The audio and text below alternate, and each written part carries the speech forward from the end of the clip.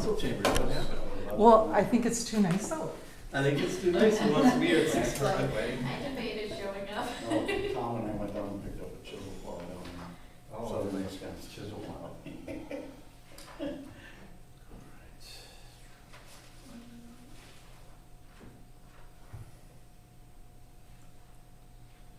I suppose I gotta watch what I say. Now you do. It's running. It is. Closer to me too.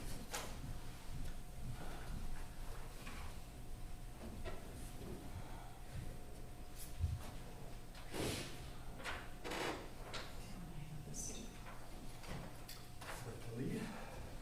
Lee? Okay.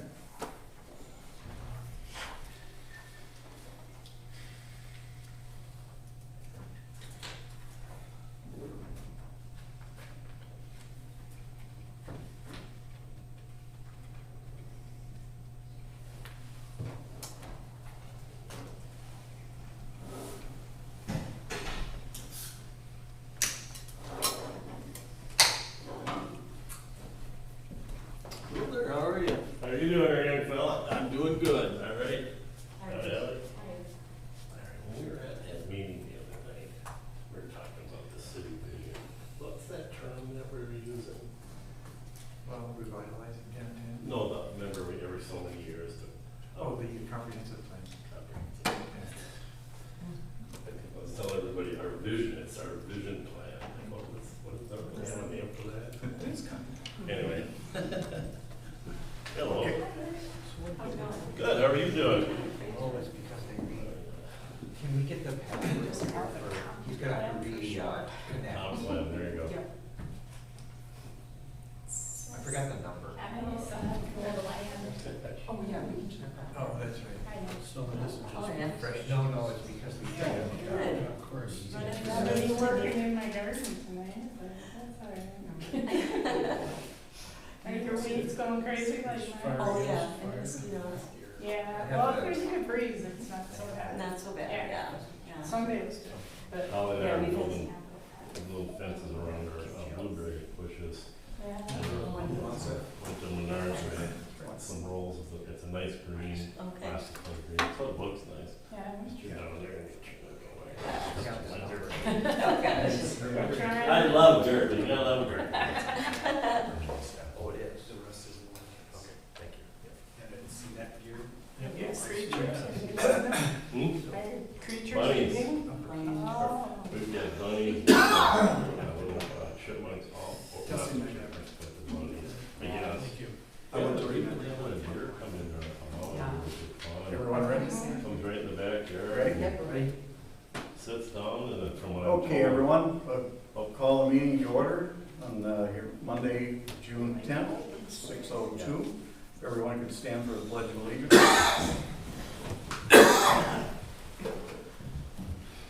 I pledge allegiance to the flag of the United States of America and to the republic for which it stands, one nation, under God, indivisible, with liberty and justice for all.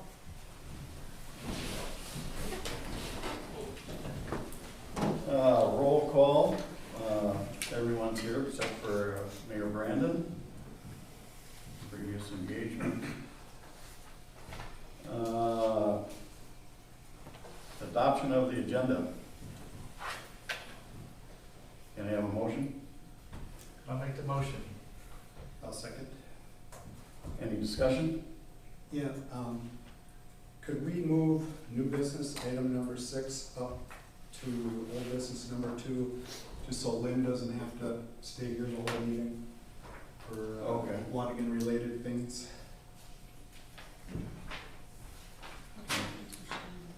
Okay. Anything else? That was it for me. I have a correction on number 3 in the whole business. That has, I did not add that to the agenda, that was added to the agenda by the mayor. So just that, would that be corrected? Okay.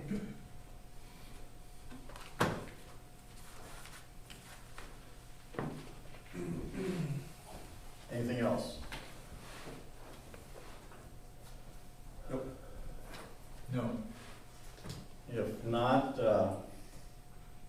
Can I have a vote with those two changes? All in favor, say aye. Aye. Aye. Okay. Now on to the adoption of the consent agenda. Can I have a motion? I'll make the motion to adopt the consent agenda. I'll second. Any discussion? I just had, I should probably get this closer. Sorry about that. I just had a couple things. First on page 11,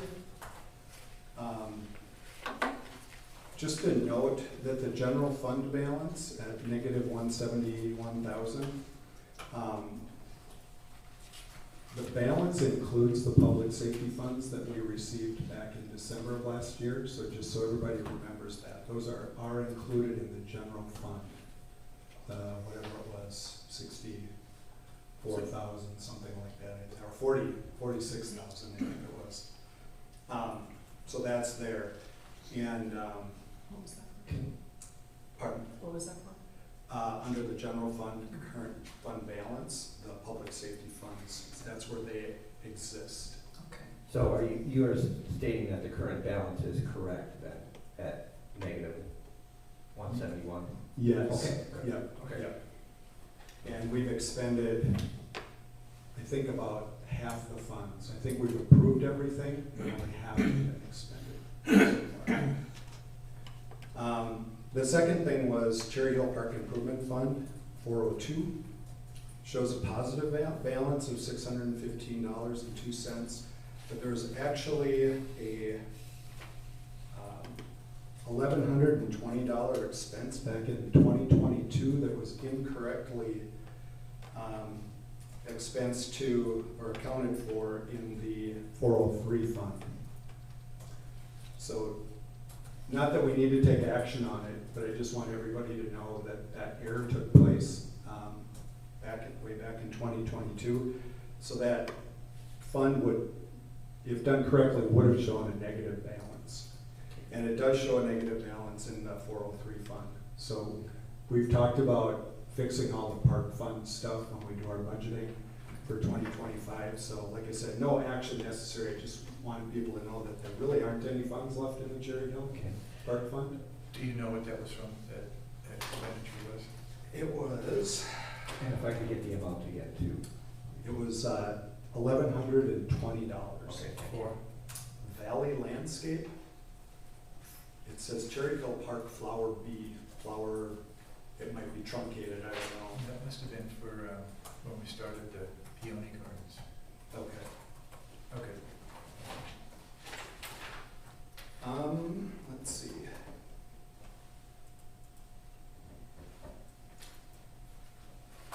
And just a reminder that, for everyone's sake, we haven't received any LGA funds yet this year. We do expect them this month, I believe. Our first payment, and also our first round of county funds revenue should be coming in either June or July. So we should get back closer to positive territory in our fund balance. And then on page 20, just you see some anomalies, I'll call them, in the payroll section. Those just include the elections judges that worked for the primary. So there are some extra names there, if anybody was wondering why. That's all I have. All right. I have a motion to approve with those corrections and additions. I'll make the motion to approve with the correction. I'll second. All in favor, say aye. Aye. Aye. Good. And we'll move on to public forum. And we have one here, Diane Nelson. So you're going to talk about community event. A community event. It's All right. it's a proposal from a resident named Chrissy Linruth. She couldn't be here tonight. Her whole family was dealing with some kind of bug. So I told her I would read it on her behalf. She She says, "Good evening, my name is Chrissy Linroth. I've been a resident of Taylor's Falls since 2019, and before that I grew up a tourist of Taylor's Falls, living in Marina and St. Croix. We reside in a beautiful town full of amazing people. Amongst everyone, I have noticed, is a lot of little hidden talents and gems. I had late last year, but unfortunately it was too late here, to really execute the idea. My idea was to showcase what our town has to offer other than what nature has already given us. I see it all daily. And I don't mean just artists per se. When I say talent and gems, I mean we have it all. Artists, potters, photographers, gardeners, farmers, beekeepers, fresh syrup, maple syrup, coffee brewers, small business owners, the works. Sure, some of this is out in the open where tourists can see it, on display in the shops that line our busy streets during tourist season. But what about all the ones we don't see on a regular basis? Let's bring that out. Let's show everyone that visits what else our town has to offer. Even if it's only once or twice a month, during the spring, summer, and fall, let's come together as a community and offer a space for these people to set up and bring what they have. Not only do I see this being a fun thing for tourists, I see this as being a great way for our residents to come and meet more of each other, greet each other, be one and actually enjoy each other. We don't currently have that. Other towns and cities around us do, and the turnouts are astounding. Look at the Arts in the Park in Forest Lake, for example. They are packed weekly for their event all season long. Let's try it here. Let's bring that small town feel to everyone visiting so that they remember and spread the word and come back. And come back bringing more friends and family with them. Our town thrives during this time of the year. Let's invite our entire community to be part of it. My proposal is to use the overlook with a secondary backup spot of the vacant lot next to the drive-in. There is more than ample space for setup, parking, and there are restrooms, which we all know are always a bonus at the overlook. Setup would be easy. Everyone is required to bring their own canopy, tables, chairs, etc. Obviously, we would just need sign-up so that we can ensure everyone has a spot. Anyone selling food, baked items, canned items, jams, jellies, etc. would need a Minnesota Cottage food license. We could offer it up to any local food trucks, musicians, and such. But my thought is to first and foremost keep it local. Keep it to the residents first. My other thought is, what about the weekend of Wanigan Days as sort of a kickoff? We barely have any events on the Taylor's Falls side for this. Let's bring some of that attention here. If we do well, then let's expand it to a few more dates over the rest of the season. Weather depending, we could even go into leaf changing season. Throw in a catchy name, or as she says, something like the Taste of Taylor's Falls or something like that. We could make some signs with interchangeable dates so that they are reusable. I met with Chrissy, we had coffee, because I'd seen her post on Facebook, and I thought it sounded like some good energy and some fun, and an idea that we could possibly pursue. So we're thinking Sunday of Wanigan Days. There aren't a lot of events that day. And if Wanigan Days isn't a good weekend, you know, maybe try it in August and then see how it goes. We talked about publicity, getting it out by social media, posters, flyers, publishing the upcoming events in the local papers, the city's website. And then the only thing would be to find out about licensing and the permit requirements. So I think Chrissy's been working with Sherry a little bit on that. And we thought maybe we could check with Lindstrom or St. Croix Falls, see how they do it.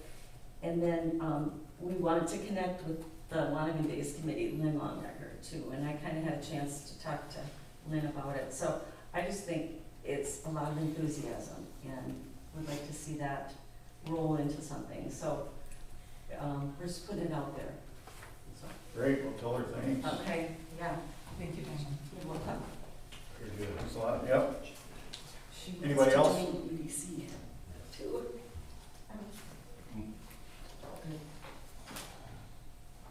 Lee? Yeah. I was just asked by Hello, everybody. It's been a while. Jeremy. Jeremy's here. He's been hiding over there. I was asked by Kevin to stop by, regarding the retaining wall. Right, we got that coming up here. Oh, okay. I apologize. I didn't No, see that's the fine. agenda. That's Okay, good. I'm sorry. Strike that, Lee. Yeah, well, You're last on the agenda, you Yep. gotta stay till All midnight. right, yeah. All right, I'll keep my mouth shut until. We've got you in the beginning. Yeah, you're gonna be right after the Wanigan Days Okay. stuff, so. Well, let's start out then with, old business, Wanigan Days update, Lynn Longnecker.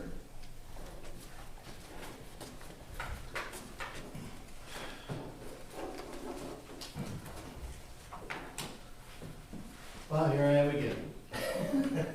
Things are transpiring well, we're getting some funds together, really working hard. We've got a lot of big goals out there this year to meet, and slowly but surely, we're starting to meet some of those, as far as financially.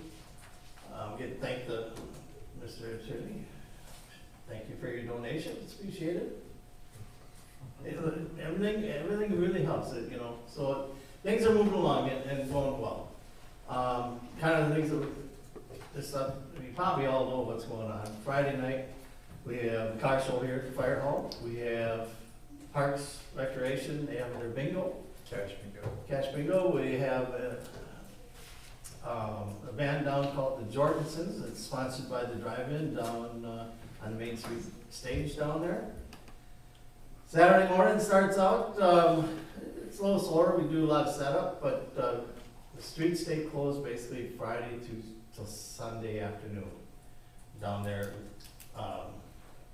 Urbine Street in that area.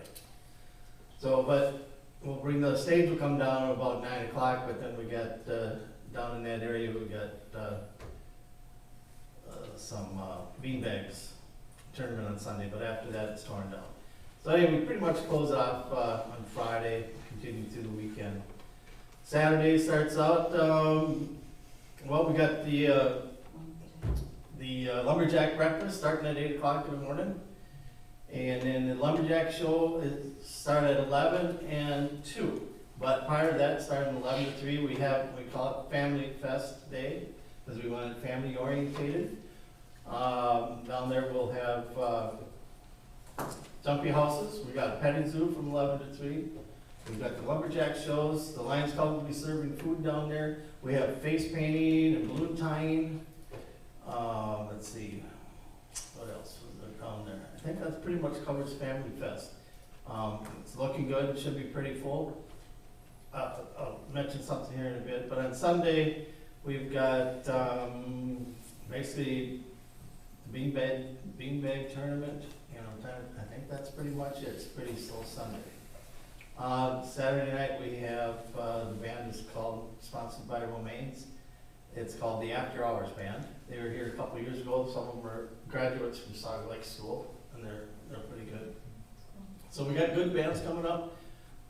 We've had some good supporters step up to the plate, which is nice. I don't foresee any problems. I've talked to the maintenance department, Kevin, and kind of do the same thing that we've done in the past.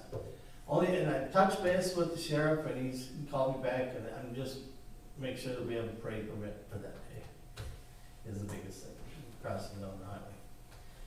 That's looking good. Now, a couple things. Well, she brought up, one is the farmer's market. I'm all for that. And maybe we have room down there for a farmer's market down there on Saturday, if they want to do it Saturday. Or Sunday is fine if you want to do it up on the hill. We're pretty open. The only thing is we don't bring in is food trucks during the event, because we want to support the local people that are paying for the events this weekend. We don't want money just picking up and going out of the city. I agree with you. Yep. So that's been my focus, is that they're the ones that are supporting this. I don't want to take money away from them at the same time. Correct. But, the farmer's market's not gonna do that type deal if it's downtown on Saturday. But, that's something we can work on. I'm not all against that. So other than that, do you guys have any questions? I think it's moving quite along quite well. I think, Just one or two things. One thing that we just booked, if you will, is the Taylor's Falls Log Jammers. Oh, I forgot about them, yes, I'm A sorry. group that plays at the community center on Mondays. Yep. They're gonna do music at the stage area from 1 o'clock until whenever they get kicked off Yeah, for setup for that evening band. where the sound system comes in, so, I think that's great, local musicians, I think it's super. Oh, I forgot the dunk tank, Yes, that was the other. I forgot the dunk tank down there. The dunk tank was going on, especially for politicians, if anybody wants to get in, contact Councilmember Jim Groch, he'll get you on the schedule. There's one thing I have been contacted about, and one thing I'm proud that we've done with Wanigan Days, is we've kept politics out of Wanigan Days. It's a city celebration, so we don't bring in moose and stuff for politicians. What we do offer them is to be in the parade, they want to be in the parade, and also if they want to be in the dunk tank, you know, if they're running for office. I think that's the easiest way to do it. I don't really want to get into politics, well, you gave this person this, that one this. I don't want to get into the politics. It's a family fun, city celebration. Let's keep politics out of it for a weekend. Kind of my goal. I'm sorry, I got a quick question on that issue. Do we have any issues with W-9s this year? Nope, everybody's given them out. They've been That'll be sent filed. back. Yep. Yeah, in fact, as soon as we book, they get that and that's sent back before they get a check. So that has been followed. And I don't know if the council members have read this in the position description, but it's a requirement to be in the dunk tank. I've served my time. You have served your time, right? You have served your time. But no, I will be reaching out to see if there's a time slot that you want to do. The sheriff will be coming later after the parade because of previous commitments. He'll be in Rush City during the day. And then come back here for the parade, and after the parade, he'll come down and do the dunk tank for us, for the Lions Club. Lions Club is serving sweet corn, pulled pork, hot dogs. Our goal is trying to get that Wanigan float down at the north end of the lot together and organized, put together, but we decided we're gonna leave that as a backdrop and put a tent outside and serve underneath the tent. It'll be the easiest this year. We've had a lot of work to do down at the parks, to kind of take precedent to keep them cleaned up. But eventually we'll make that into a serving quarters, hopefully. So that'll work out good. Any other questions? Do you want to mention Platinum Donor? That was kind of a nice surprise. Yes, we've had a few platinum donors. One is Drive-In has always been gracious.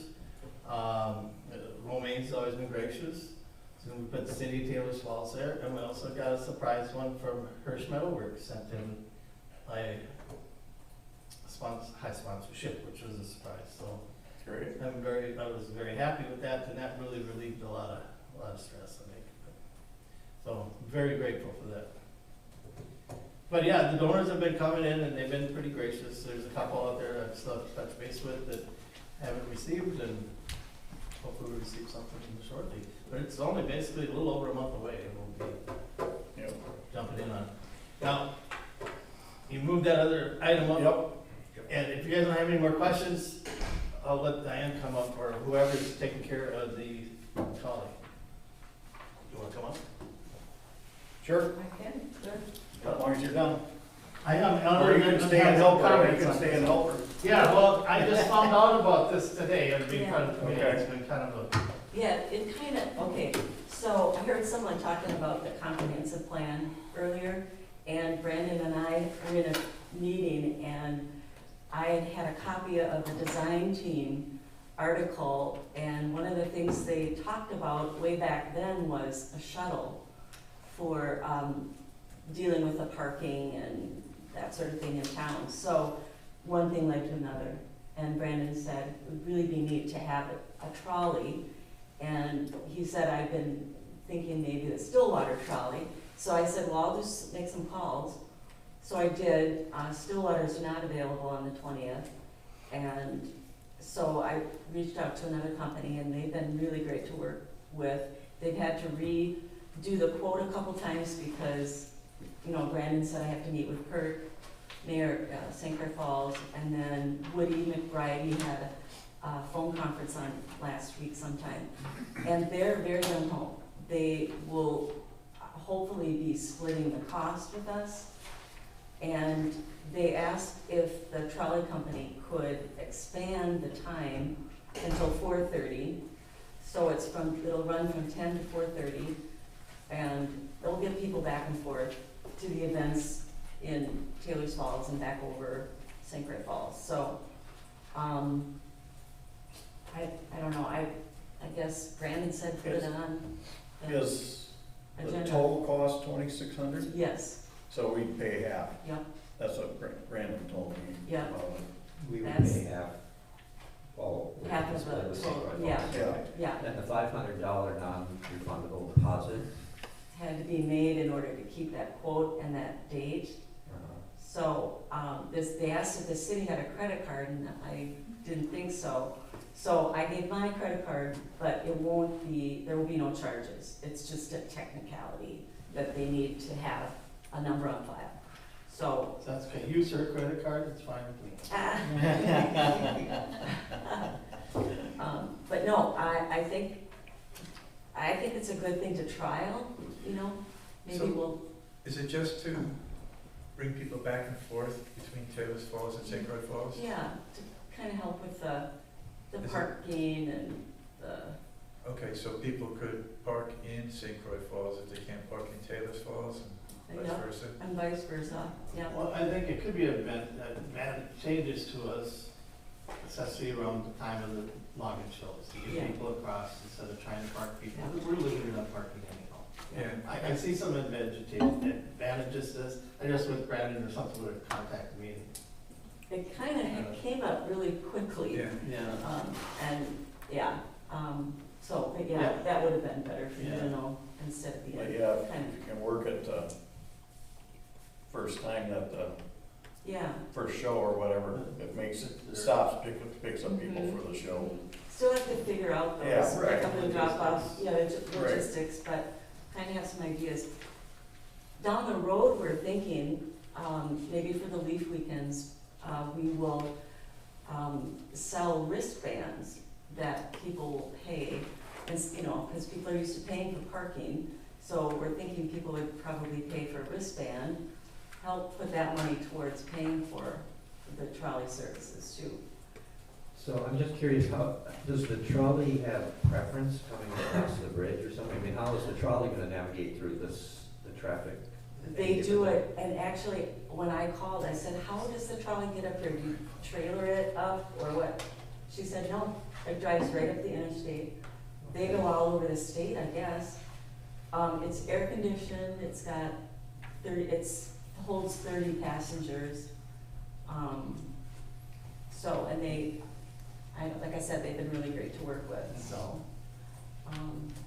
One thing I forgot to say in my thing is that I'm very guilty of not knowing social media, and I'm not on it much, and putting things onto social media. Sherry's working with us now, she's putting together something, and she's gonna relay to Becky Kennedy stuff that we need to put onto the website, and maybe she can do some, Advertising. yeah, media. Yeah, Of course, if we have pictures of the trolley or whatever, Oh, yeah. and that stuff, that would be great. mhm. I'm not opposed to it at all, I think it's great getting people across and stuff, it may help us for bringing people down to the logging shows. Yeah. You know, it's kind of a rush deal, and financing, that's another thing, so. Mhm. Yeah, St. Croix is willing to pay half, Mhm. makes it much more Yes. Yeah. tolerable. Yeah. I was That's a lot of money. I know, I'm glad to hear that as well. That's why I asked about the $500 deposit, if we're actually talking about 3,100 or. Well, yeah, because Right. we'll have to cut a check to send in. But the deposit is just part of the fee. If we Right, ended up right, going exactly. Not additional. Oh, I Right, see. it's not Oh, okay, additional, thank you. it'll All be, right. yeah, Got it. sorry, yeah, It's just to hold it. Okay. it's to hold it, yeah, yeah, I mean, Brandon said that there was money for it, he told me. yeah, it's what he In, told me to. like, of course, I can't remember what he said it was in, but. I think he said EDC. Yeah, Oh, yeah, the That's what he EDC, told me. yeah, yep, yeah, that's what it was. Oh, good. yeah, we've got Yeah. that too, yeah, yeah. And he said Woody was pumped. Good. So whatever, that sounds good, Yeah, right? that's a good thing, yeah. Unfortunately, he's made the posters of these printed out, put it out already, but Yeah, that's something. Yeah, I think it's all a good thing. I'm not against that at all. You know, trust me, I think it's good. I was just worried who's gonna pay for it. Now we're gonna pay for it when I'm scrambling on these other things. oh, yeah, no. So the proposal said 10 o'clock, that seems a little early. The first show's at 11. Yeah, so if they start here, it might seem a little early, but if you're gonna be, you gotta pick up at St. Croix at 10:30 and work. You'll probably have a couple stops, I would imagine, in St. Yeah. Croix, and then probably a couple stops downtown or something to get, You know, and Yeah. just, So the lumberjack show, they're not both gonna be in the afternoon, no, one is gonna be at. well, that's right, it's at 12 and 2, I'm sorry. Is it 12 and 2? 12 and Okay. 2, yeah, I'm sorry, yeah. Well, hopefully there'll be 11 people to- wanting to come to the lumberjack breakfast too. Yeah, 11 to 3 is the, St. Croix. 11 to 3 is the family fest. Mhm. You know, we used to call it Kids Fest, whatever, but we want to include families, you know, we got the petting zoo down there. And the logging show is gonna go at the north end because it's more solid ground than at the south end, because last time we had a logging show, they buried their unit and called tow truck. So we're gonna put it on the north end where it's, all that gravel is where the parking lot is there, Mhm. and the fence is gonna come down, we're gonna set them up down at that end. And then I talked to the petting zoo, we're gonna put them at the south end, so we keep the animals a little ways away from the noise and the chainsaws and the loudspeakers. Mm, good. So we don't Good. rattle any animals, so I'm trying to keep apart. And then put the other kids' festivities in the middle. So, and then we've got a tent coming in, we're gonna put up in the middle if it's really hot. And I talked to the maintenance department, they're gonna take care of the benches down there, we got those The bleachers, bleachers down there, they're gonna try and get those painted and moved in the right Nice. place, so, nice. yeah. It's coming together. Come together, so Yep. all right? All right, I guess you just need, okay, so you can send a check. right? Yeah, what do we need to vote on?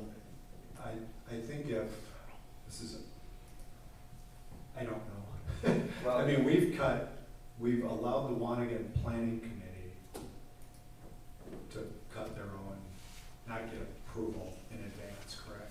Well, we talked about, yeah, we don't. But not formal yes, council approval. Formal council approval, but this is something you might want Outside of that. outside of that. Yeah. Because it didn't Okay. really come through us, Mhm. Right, it's something extra, so I think. yeah. So I think we should have a formal motion. Okay. So what would be the actual amount of the check? Would it be half of 2,600 minus the 500 and then half of that? They want 500, like, right away. So Okay. like I said, choose tomorrow, maybe put a check or whatever. Or wait, does it have to be signed at, do they have to be approved at the next council? Well, I think they can approve it now. Approve it Oh, here. okay, so if that goes out, then the balance isn't due until the day okay. at the end, yeah. You just need a check for $500. Right. And then Brandon can talk to St. Croix Hall if he Yeah. wants to get funded or how they Yeah. wanna cut a check or how they wanna do it. Reimburse, Who's maybe funding we'll what? pay and they'll reimburse us or something, Yeah. yeah. That's something that Brandon's taken care of, it's been Mhm. outside of our purview, so. Okay, So I can make a motion. yeah, I'll make a motion that we approve the trolley as proposed, contingent upon St. Croix Falls paying half and allowing the $500 deposit. And the EDC would have funding if And something fell through. it's, the account it should be charged to is the Economic Development Fund, which is Fund 230. There's currently a $7,445 balance in that fund. So what about the check to you, Diane? Are we reimbursing you? No, They, that's just a technicality, okay. no. All right. Nothing's being charged. So as soon as the $500 check gets cashed, she sends it down and it's, so they're just holding their credit card in case. Yep, for in the meantime. Does that make sense? I will second that motion. any more discussion? Okay, then, all in favor, say aye. Aye. Aye. Very good, passes. Thanks, you guys, for all your work. Yep. That's Great. Thank you. Uh-oh, you're next, Jeremy. I know. I think so. Okay. Okay, next item on the agenda is fire truck funds update. I think Jeremy's up next. Oh, yeah, sorry. Jeremy's up next. Yes, retaining wall. Hey, guys. Hey, Ryan. So Kevin had just asked me to stop by. I guess there were some questions from the audience and the council members regarding this wall. So I'm here to play ping pong with you. So any questions? I brought a little bit of literature and a really old beat up box of samples. I understand there was one question about a different color. Yes, we had And I that did, conversation. I did check into that, there is an extra cost. Just a long story short, Versalock and Patio Town were just recently sold by another big hitter out of the Twin Cities. So they're going through a lot of weird things right now, internal things. A lot of the salesmen were let go. So it's really difficult for us contractors to deal with things right now and get straight answers. So with that being said, there could be price increases. I don't know. Everything is very volatile right now. But with that being said, there was two questions I know that you guys had. One was going from gray to tan, and it's going to be probably another $1,000 to do that, to add a different color, because this is such a special order block. Don't ask me why it's become such a special order, but it has. The other big caveat to this is it's about a 2-month lead time from when they're paid to order. So time is a little of the essence, but you know, I've done retaining walls in the winter, it's not a huge deal, but I just don't know. I know Jason wanted to get his parking lot refinished. And I just don't want to get in the middle of it, is what I'm saying. I'll do whatever you guys want to do, or if you guys want to go another route, I totally understand. But this is what I had come up with as a cheaper alternative, I guess. I know there's a lot of different walls out there, and they can get very expensive, as you guys have found out. So I don't know if you guys are privy to any of this information. I mean, I have a couple of little stupid brochures that I printed off. I don't know if you have any idea what the wall consists of, looks like, if you even care. But that's what I have. I'll stop babbling. And that, what you have there is what you propose. Well, it's brute is a terminology for a certain Versalock product. Right. So this is the one that I had bid on. And I certainly can pass these out if you'd like to look at them, or we can start a campfire with them. It doesn't matter. I mean, So I'm sorry, Jeremy, what do we have in our packet here? I'm looking at Coda and outcropping walls. excuse me? I'm looking at something, is it Coda and outcropping walls, cottage? I've got something in my packet. No, that's not me. Oh, that's not. Yeah. No.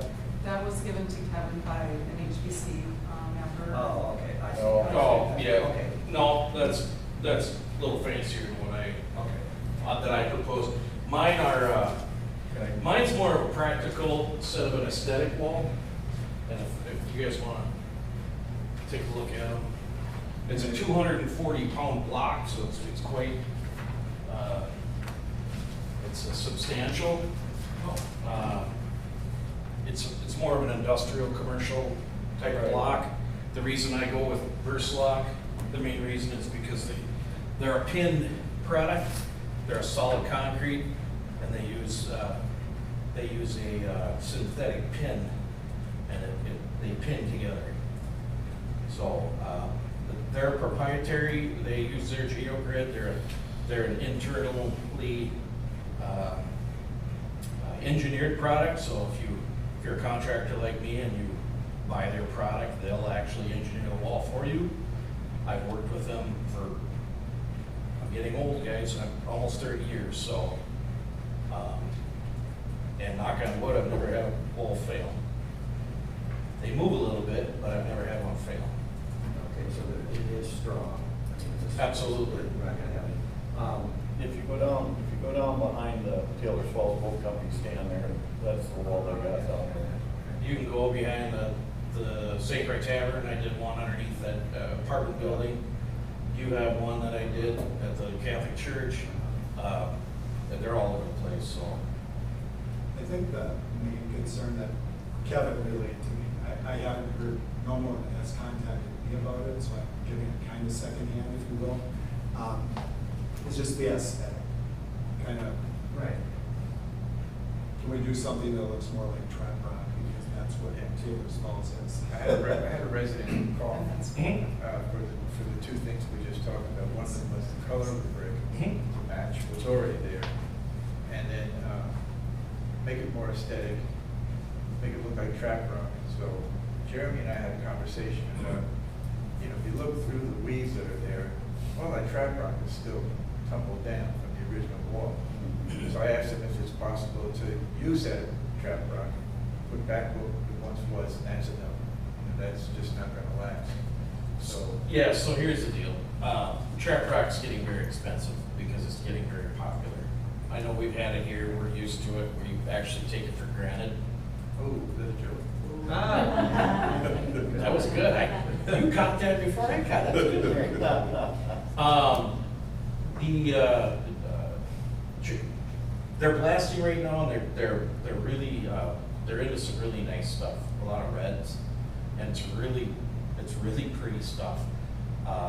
And it's gotten very popular. All the people with more money than me are buying them and putting them up in the Twin Cities.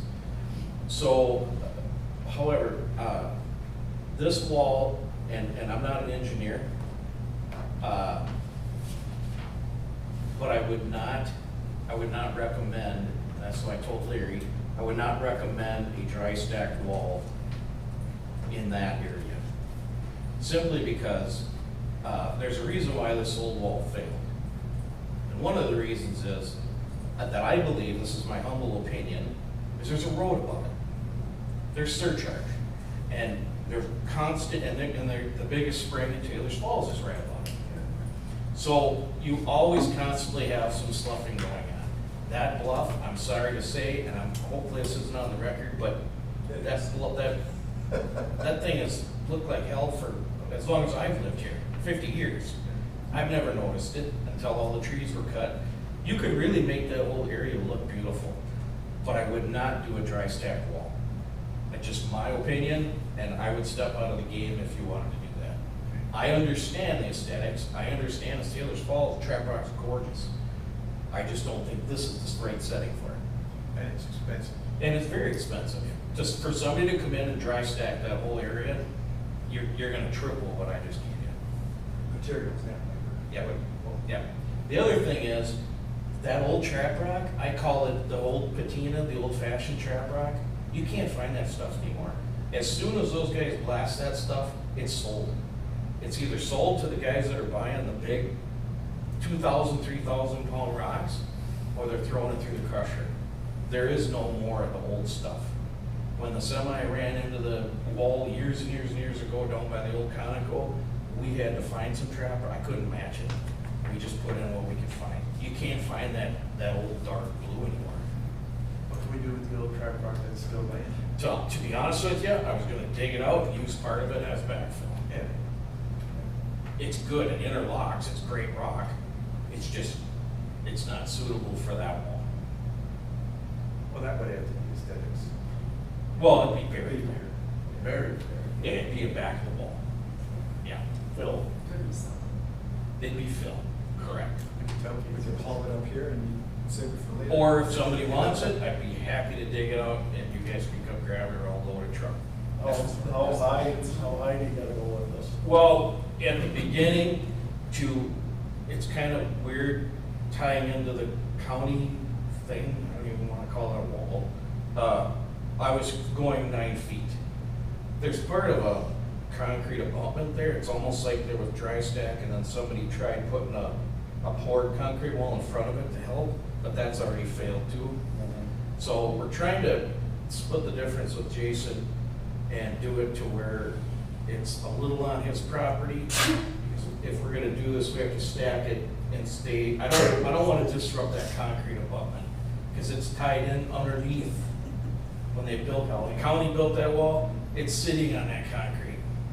And I don't wanna disrupt that, or we're in for a huge mess. It's hard to explain it unless we're down there and I can show you. But at the beginning, it's roughly 9 feet tall, and then it steps down 70 feet out, down to nothing. How much higher would you have to go to make it so you could have parking? Oh, wow. Quite a bit. Yeah, probably another 4 to 5 feet. Yeah. Is that something that's on the city's radar? Well, no, I was just looking at it. You know, if you hang parking all the way along there, there'd be much more parking. It'd be a great idea. But, I don't even know if I'd use this brood if you were gonna do that, though. I'd go to the next stage, which is a 800-pound block. yeah, but I think the 800-pound blocks is what they use down there. Yeah, yeah, Both, yeah. yeah. Just from a cost perspective too, what was provided, Kevin, I don't remember who gave it to him, but those materials are more than what Jeremy proposed for the whole project, including. So, Yeah. and it wouldn't match what the county has in, so. No, Right. if you asked me to do that, I wouldn't do it. That county wall to me doesn't belong there. That's just another humble opinion. They're moving, that's. So I think your estimate was 25,000 change. 455, I think, Yeah, does that cover it? Can you anticipate, can we anticipate additional costs? If you wanna go 10, yes. Okay. If you wait any longer, possibly. Cost of concrete is constantly going up. Logistics are constantly going up. Like I said, this Versalock patio town dilemma is, so I can't guarantee, Troy. We're not talking tens of thousands. Right. I'm not that type of person who's gonna come back and demand everything, but yeah, if you want the tan, it's gonna be about another $1,000. But you don't see a potential for any problems that could cost more money? No, honestly, I'm coming in, I'm planning on this being a 3-day build. I mean, I just want to come in and bomb it out and leave. Yeah. Okay. We're addressing something that's been an issue for a long Mhm. time, right? And when people hear about that, then they step forward with their ideas, and Yep. we all welcome those. Yeah, absolutely. That's kind of what's happening, Yeah. right? We're making progress, we're doing something, we're addressing a problem, and I appreciate people coming forward to do that. Absolutely. But that's why I think that's another reason you might be here right now, is just. Oh, no, I'm just, you know me, Set things straight. I'm just a smart ass. But it would be nice if you guys could do the whole thing. You know, go all the way across, and then you could do some outcroppings. I mean, we could really make that whole thing look beautiful. Especially, I kind of heard through the grapevine, you want to put some toilets in there at some point, some public At the toilets. corner. Yeah, I mean, that whole thing could be beautifully landscaped. It's always been kind of an eyesore. No offense, but it just has. It's been a wall. It's, yeah, yeah. But this is a product that will be available likely in the future, so it seems to be a. Oh, the add-on, yes. So if we ever wanted to do Yes, something. yes. We could tie it in. I mean, I did mention, there was one other option, you could do some outcroppings of some very large trap rock. I mean, car-sized trap rock, and stack them, they're not going anywhere. But again, you're gonna be in the 80 square foot dollar range. It just is what it is. You know? And you could do some few plantings and mulch it all, and, I mean, I could make it look sexy. Okay. Our zoning administrator has a comment. Yeah, the long-term planning part of it is coming out, and I didn't really look at the opportunity for parking. And I hate to delay Jason any longer, but I just have to, look at how restricted we are on parking, and if we have an opportunity, how much more do you think it would be to raise that here's what I would say, and I'm not trying to get out of it, but I would defer to the engineer. If you're at all thinking about putting it, which is, I think is a great idea, I never thought of it either, but if you are all thinking about putting parking in, it'd have to be engineered. Okay, and, Be safe to say it'd be double Oh, wrong. Not triple. It, is it something that could be added on to, so like do this portion now and then do that additional fill and height later, or would that not make sense? well, again, I think I'd go to a larger block. Oh, yeah, at the base, right? Yeah, if you're gonna have got that surcharge and those cars parking there, and Yeah. especially with the spring underneath there, I don't know if, maybe some of you guys don't know, but there's a very, very active spring very close there. And, there's things that are constantly moving. Sure, so maybe not put more weight on that. Well, you Yeah. could, you just gotta work with the water, you know, Okay. you gotta be smarter than the water. Yeah, like I said, I just, I don't wanna hold back Yeah. anybody from I moving think forward it's a with the great parking idea. lot, but you may wanna take a pause and consider, we do have another meeting in June coming up in 2 weeks. So, that's all. Are there utility poles there? Just have one on the corner. I can't remember if there's one over farther or not. I think they're both on the corners, but, I don't think there's any on the north-south front. no. There's one, One on the corner where the street, right there. but the other one is, behind, Romaines. I think parking's a great idea. It's Yeah. so limited. Yeah. Yeah, I have no problem if you guys wanna wait. It's not gonna hurt my feelings. I'll bid whatever you guys wanna put in. How many spaces do you think we get up there? Boy, But I think you know, what, Get 8, but you, angle? well, I would think at least. Yeah, you'd have to measure it out, Yeah. see how far you gotta be back from the county road. But, yeah, angle park, because there'd be a fair amount of room. Yeah. I. Go ahead. So if we started with the bigger block now, the foundation is the bigger block, and then continue later, is that a possibility? Or is it best to do the whole thing all? Yeah. Or are we back to the engineer? I think we're back to the engineering. Yeah, I would defer to the engineer. So the only, I'm gonna be Debbie Downer. I love the idea too. It's a lot of money for a handful of stalls. And from a funding perspective, we don't even have money to do street improvements this year. Right. On streets we already have, and that's where the money would come from. We've already taken 25 out of that fund. It only has a $7,000 fund balance. We budgeted $80,000, I think, this year, which will give it $40,000 or thereabout sums. So we're probably not gonna be able to do any street improvements this year either, because I don't think we're gonna have money to do it. We'll have to wait till next year. So that's my Debbie Downer position, that we really don't have the money in the foreseeable future to do it. Yeah, no, I agree. That's just common sense speaking, I think, at this point.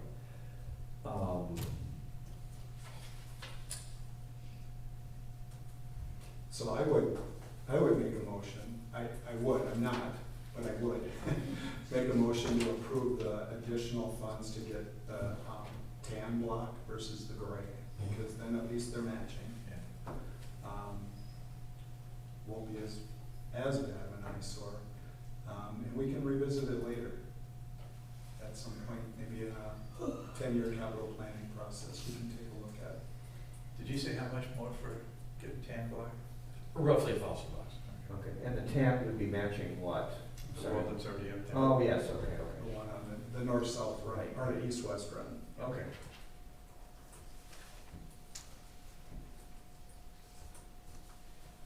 You wanna make that motion? I can. I make a motion that we approve an additional amount of $1,000 to change the color from gray to tan.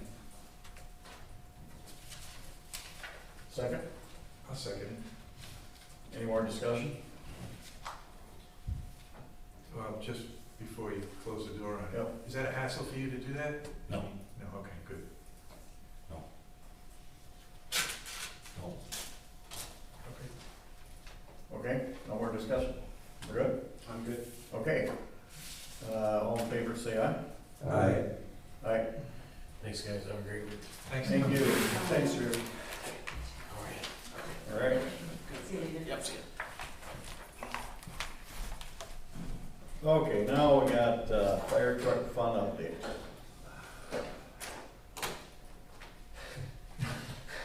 Well, yeah, it's got my name on it, which is, I guess I'm not sure, I question the propriety of a council member throwing an agenda item on under another council member's name, but, from what I understand, there was some information on the packet in what, the mayor is looking for. I guess if there's any discussion that anybody wants to have, I'm guessing what he would like me to do is contact the fire chief and sit down with him and maybe discuss some alternatives, some alternative bids. He's talking about a bare bones truck, he says, just to discuss the next step. So I'm open to any information any of you want to share that I can possibly bring back to the fire chief. I do believe that is is it the capital maintenance fund? Capital equipment. Capital equipment fund? Yep. 234 or something, I believe is the balance right now, or something like that. 234,716 is the current balance of the capital equipment fund. So were those guys looking at grants and different things? The fire department? Or, I believe they are, yes, Okay. yes, I'm sure they are. The truck they're looking at is, the truck they've been hoping for, or thinking about is far exceeds these limits, right? I mean, that's part of $1 million it. plus. Yes, Yeah. right. So, if, I don't know if any of you have any more information, even Sherry, if there's something more you heard, or, I guess that's what the mayor's asking me to do, from what I can Right. tell. Okay. Right. And I'm thinking that, he was thinking that these things were in motion, that you were having discussions. Okay. Yeah, and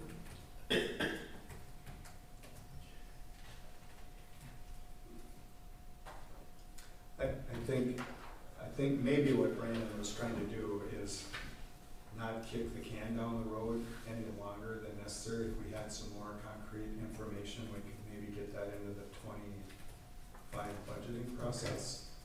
I don't know that, so I'm just making some assumptions, but you mentioned there was a used vehicle for sale nearby, and then to get 2 proposals, I think, from each of the 2 local manufacturers on the base model. This says, discuss the next steps, which includes obtaining another quote. Do we have a quote already? I wouldn't even call it a proposal, it was more of an estimate, just to give us some idea what the cost we're looking at is and kind of what the fire department's vision is. It gave if I remember right, it gave all the customization options that they had desired. And I think it came in at just under $1 million, Yes. and that was a year ago. So my guess is even that has gone up quite a bit. And so the mandate is to have another truck by 2027? So So there is no, I believe what we've found out is there is no regulatory mandate, Right. federal statute, state statute, anything that would require us to have a new truck. I think there's best practice, probably industry standard type of things, but there's no requirement. So, And FEMA doesn't help out anymore? I believe what I heard is they stopped offering grants for this a number of years ago, this sort of thing, a number of years ago.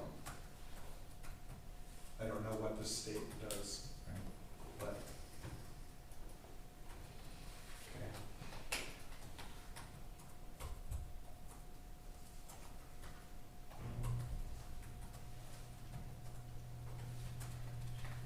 Good, anything else? Anything else on that? Okay. Good. I will, Keep moving along. I will set that meeting up, I'll reach out to Jake and we'll All see if right, we can come up with. sounds good. Next item is earned sick and safe time resolution and amendment for personnel policy.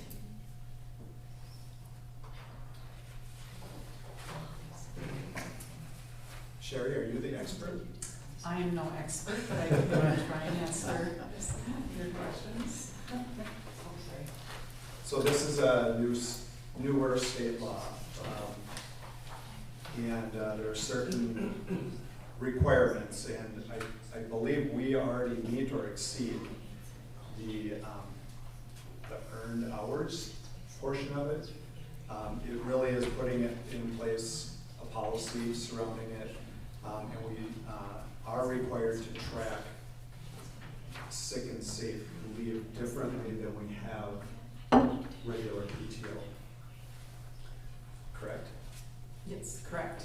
So there is a category that will be on our pay stubs. In addition to tracking PTO time that we've accrued, there will also be a category delegating ESSE time, T time. And we, because people have that option, will accrue the time. They can specify what they want to use their time for, or need to. So is the ESST state required, is that state law? It's something we have not been doing and we need to do. Yeah, it just became law at January 1st. And with these amounts of 80 hours, that's all, okay, that's all Covered. state mandated, Correct. right? Yes.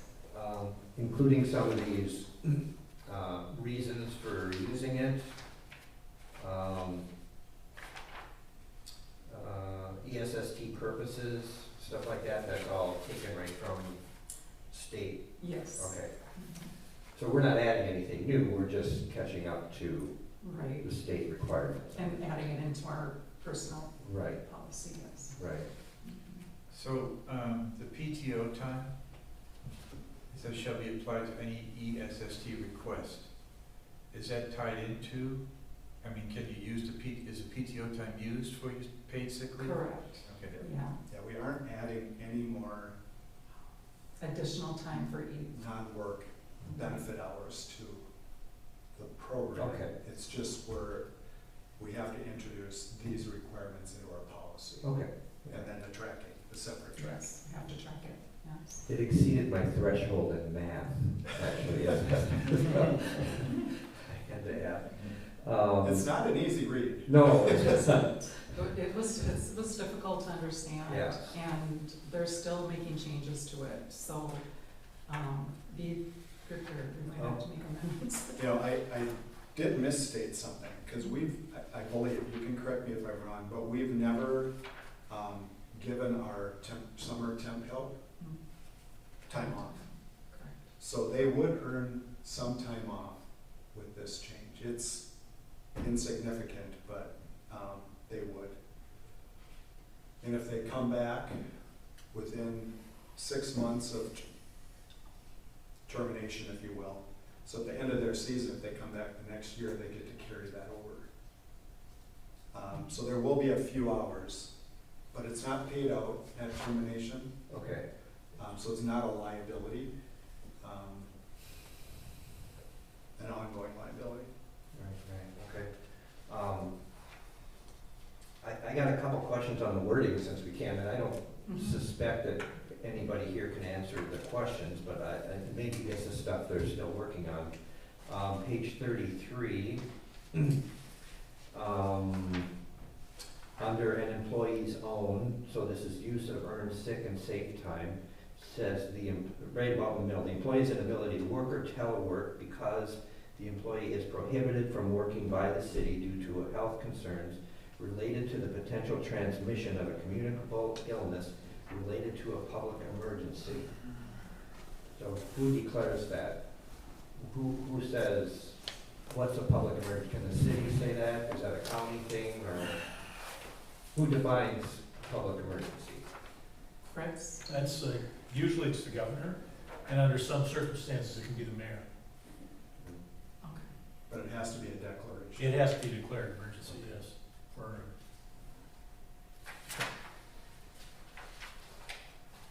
And I had a question on 34, towards the bottom. It says for ESST purposes, family member includes an employee's following, then right at the top it says spouse or registered domestic partner.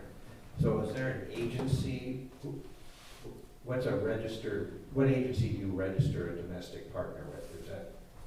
Does the city take over that, or? No.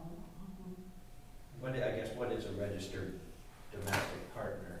well, ordinarily, where I would see that is, if somebody, for example, was on insurance with the city, and they had a significant other, or, a spouse, or anything like that, that person would be the partner.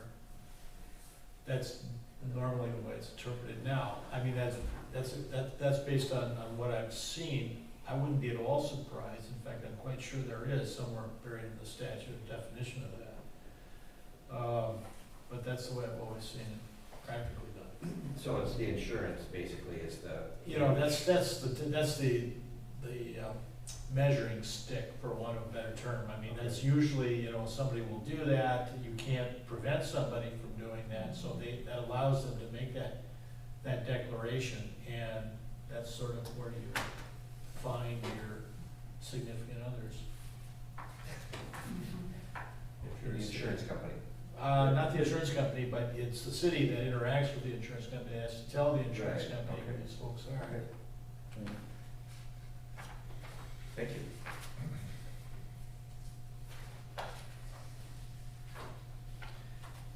Sorry, one more thing on 32. I believe 32 is the actual resolution adoption of earned sick and safe time.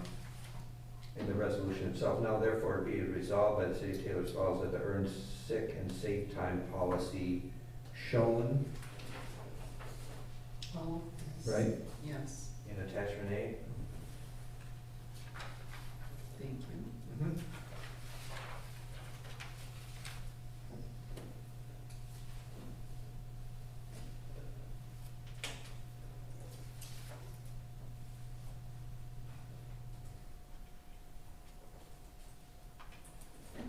Any more discussion? Nope. No? Okay. Can I have a motion to approve resolution 24-06-00? I'll make the motion. Should I read the whole thing? If you'd like. I think that would be best. Yes. Read, if you want to read that. Resolution, okay. Resolution 240600, read this whole thing. No, just this. And approved amendment A to the personnel policy. Thank you. I'll second. Any more discussion? If not, can I have everybody vote? Aye. Aye.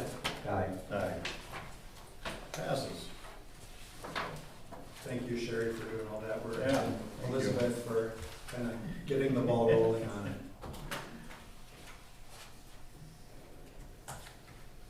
Okay. Move on on to discuss the planning commission's short-term rental recommendations. Elizabeth?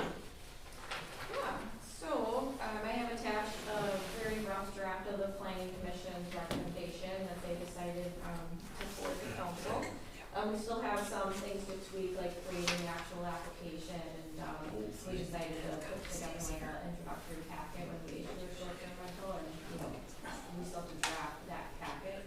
But I wanted council to really, thoroughly read through each section and give me their input on the concepts as a whole, because like the cannabis product ordinance, there's a lot of different avenues you can take in regulating the short-term rentals. You can choose to regulate, say, the, distance between short-term rentals, or to not. Just all sorts of stuff like that you'll see throughout this ordinance. You can regulate as little or as much as you want. And I just want to make sure council is in general agreement with what's drafted, so that we are not drafting it on the fly like we did with the cannabis ordinance. I'd like to draft your ideas before we approve them this time. Well, I have two questions to begin with. On page 40, and this might not be a big deal, but under dwelling unit, a residential accommodation including a kitchen, but complete is crossed out. What is the difference between a complete kitchen and a kitchen? Or does it matter? Well, I think that's the question and why he crossed it out. So it's kind of goes into, Is it just a What- matter of semantics, or? what is it, when you look at it, what is a kitchen? So a kitchen and a bathroom facility. I mean, I think, it could be when you rent up the hotel room, they have a kitchenette that might have a small refrigerator and a sink and a microwave, as compared to a full kitchen that we would have in a single-family residence. That's the way I would interpret it. I don't know if that was their intent or not, but. I'm trying to bring my brain back to that meeting and exactly what the conversation was. Troy, you were there? I was there. I was just remembering it. It's kind of a nightmare, actually, wasn't it? Yeah, it was stove, no stove, refrigerator, no refrigerator, and I think that's the point. It just got to be, we got dragged down in those details, and it just seemed better just to say kitchen, No. without. And the other question I had is, this a couple of times refers to short-term rentals in the allowable districts. Now, we have them all over town. I mean, are there allowable districts now in Taylor's Falls? Isn't it in everything except for the business and industrial? I can verify that in the zoning ordinance. I think actually, we have it listed somewhere in here, those allowable zoning districts. So what we're essentially doing is taking the existing zoning ordinance, where those short-term rentals are currently listed as conditional use permit, allowed as conditional use permits, and saying they're allowed in those same districts, but without conditional use permits, just as permitted. So we're not changing, so far, we can, but we're not proposing to change the location, the districts in which those short-term rentals are allowed in. More just, not requiring the conditional use permit and implementing this additional ordinance. Okay, and aside from that, I think this draft is okay. And, but you can make, so planning commission has not proposed any changes to what's regulated, where and what. I'm sorry, I'm stumbling a lot tonight. You can make changes to the proposal to regulate the short-term rentals a little bit differently between the different zoning districts.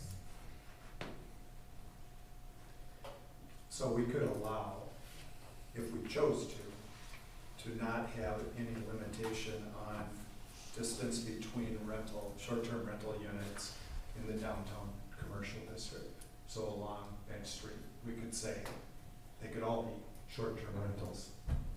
I guess you could use that zoning district as a boundary, is what I'm saying. And there were some discussions on quantity, how many, weren't there? We were going to allow, Yep, you could use those zoning districts and allowing, X amount in the downtown and, X amount in the small town. That's not currently drafted in the ordinance, but that is something that council could do. So if you felt like downtown was an appropriate, location to have more short-term rentals, you could do that.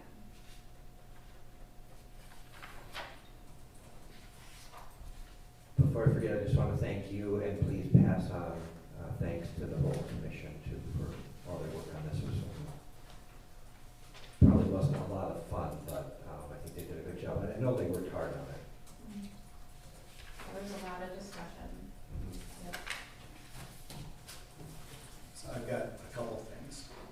Page 43, under 30.5, general performance standards.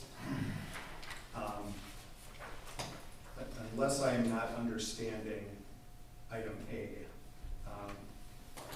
no physical alterations in a site or dwelling shall be permitted in conjunction with the establishment or operation of a short-term rental.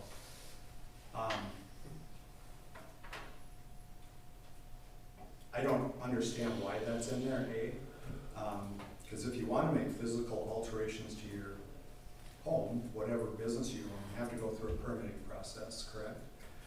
And if it's in a district, heritage preservation would weigh in. So my example is the house down the hill here that has the red roof. It's a short-term rental that Peter Smuggers had come here last year requesting a license for. He would not have been able, technically speaking, he would not have been able to make any of those alterations to the unit and open it as a short-term rental. The way I'm reading this, is that correct? That's the way I'm reading it as well. They were trying to preserve the way the houses and their yard setup currently are. So I would make a recommendation back to the planning commission that this be taken out, and if they want to state that, a sentence that says any alterations must go through the applicable permitting and approval process.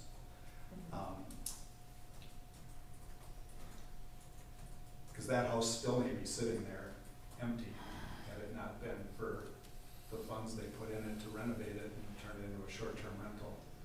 It just seemed awful aggressive.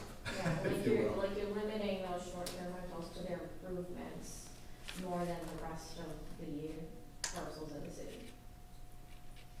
So, why limit them more, as long as those alterations are within the rest of the code? And it adds to the property's value, It does, yep. which I know one benefits of, the city. yep, I know one of their concerns, primary concerns on like alterations was, adding parking Okay. to accommodate that increased use of the short-term rental. That was an alteration of their concern. And that, Or adding, that's fine. one of their concerns was adding bedrooms to the house, which I don't see the drawback. Do you remember? No, and I'm just wondering now, how does, what if they're going to make it accessible, right? Right.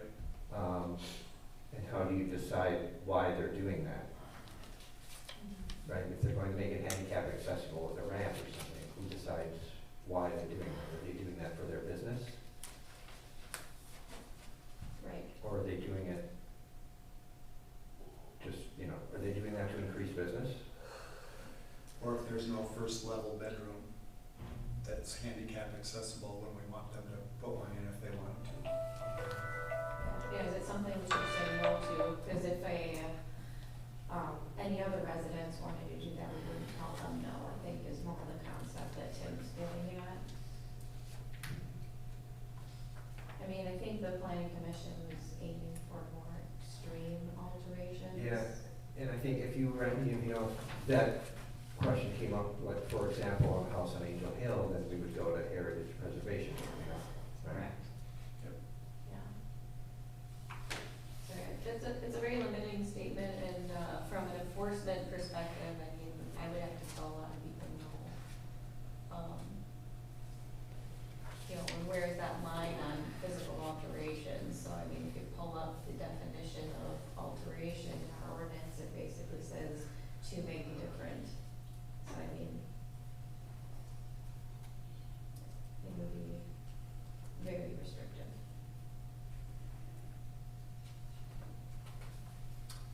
Then page 44, item G, sub B. There shall be a minimum of 100 feet between parcels used as short-term rentals. And two suggestions that they talk about. As I stated earlier, I would ask them to take a look at exempting the downtown commercial district from any of the minimum distance between parcels.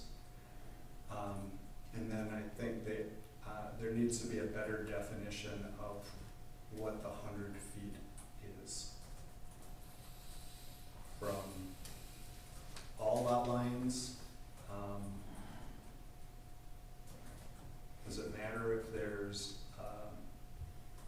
a street on both sides, an alley in between from the rear? Because this would, the way it's stated, if you just take it as it is, I'd have to assume that it's from any point on any lot line, which would prohibit your neighbor to the rear, if your backyard's a butt, from doing, and they live on a totally different street, it would prohibit them from having an STR as well.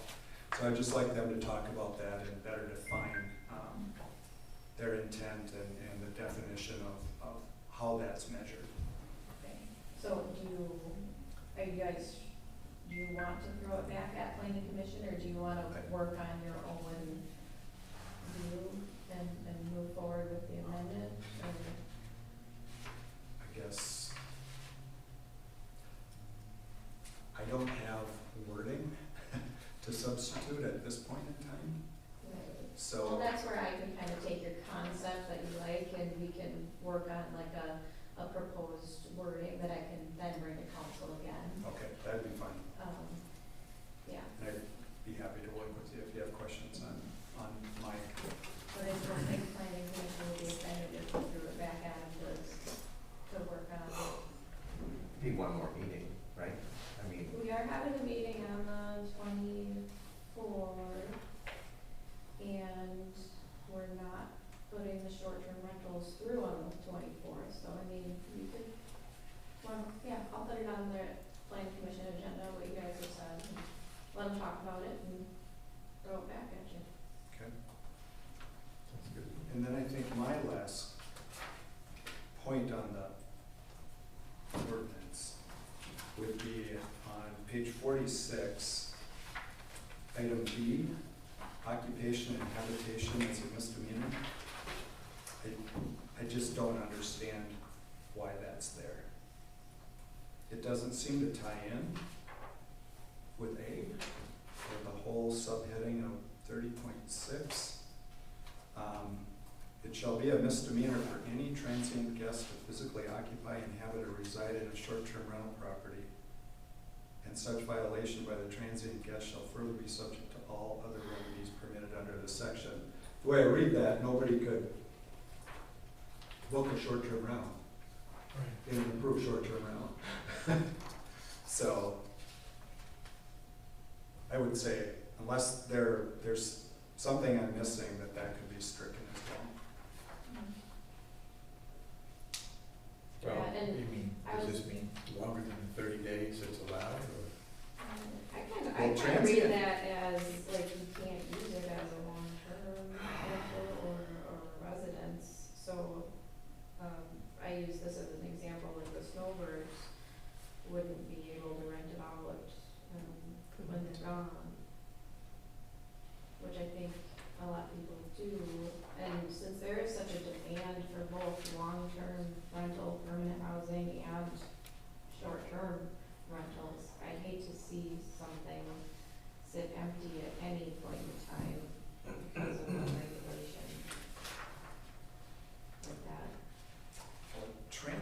guest is defined in here, is it not? Yeah. There's something in here about 90 days too. Yeah. How, Fritz, how do you read it?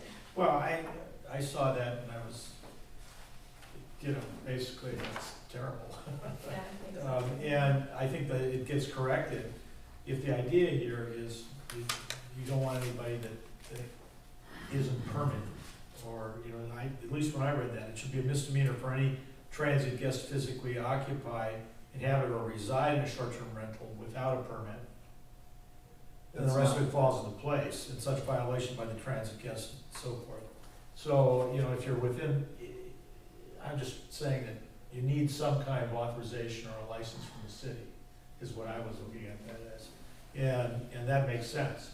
Otherwise, if you say to somebody, you're a transient guest and, you've just paid rent to occupy a place for a week and it's illegal for you to do so, that makes no sense at all, of course. So the idea here is that, as I understood it, was that it would be illegal for somebody without the necessary permit or something like that. I feel like we could word that a little better.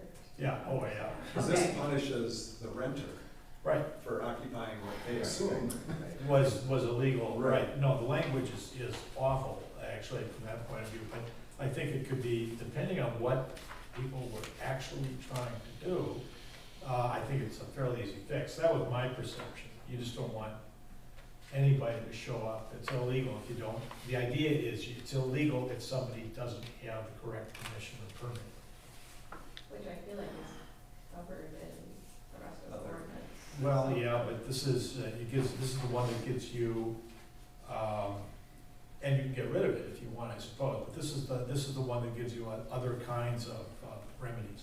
In other words, it's not just a misdemeanor, but this, on the face of it, allows you to go in and get an injunction. Although why in God's name you want to do that,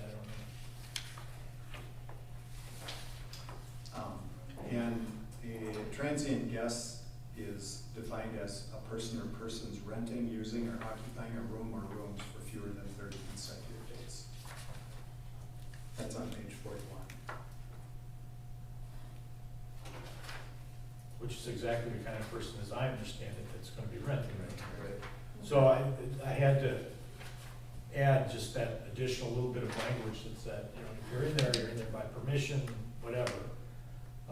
And I don't know that the way this is set up, whether they need a piece of paper from the city, but I think the owner does, somebody does.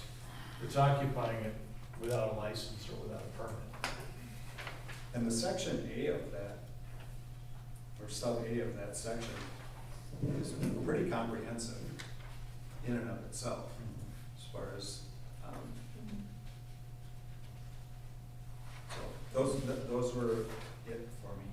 Fritz, would you mind drafting me your recommendation for section B, and I'll. Sure, I mean, if you want me to do that and go back and forth, it would be useful to me to know if I'm missing something when I was looking at that language and my understanding of it. Somebody had a somewhat different idea, then yeah, I'd be happy, obviously, to draft And it. I'll just put that recommendation, I'll build that into the next Sure. draft that goes to planning commission and council. Thank you. And let me just take one other comment in that regard. If you've got somebody that's permitted to do that, let's say the owner is permitted to do that, and you've got somebody that is, or should be permitted and isn't, this authorizes you, the adjunctive stuff is what I'm saying, some difficulty understanding. It would allow you to do something at the owner as well, forever prohibit the use in the future or anything like that, taking it to court, not just criminal court, you've got more options if it's something more like injunctive relief. That's the only way, when I was looking at that, that was the only way it made sense to me. Thank you. Nice work, everyone.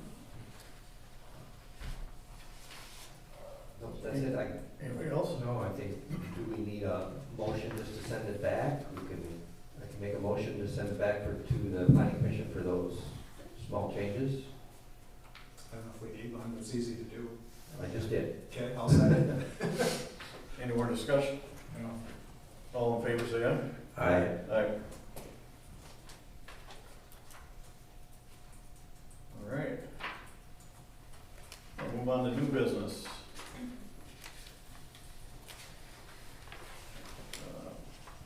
Approve a creation of subcommittee for downtown bulletin board. One person from each commission.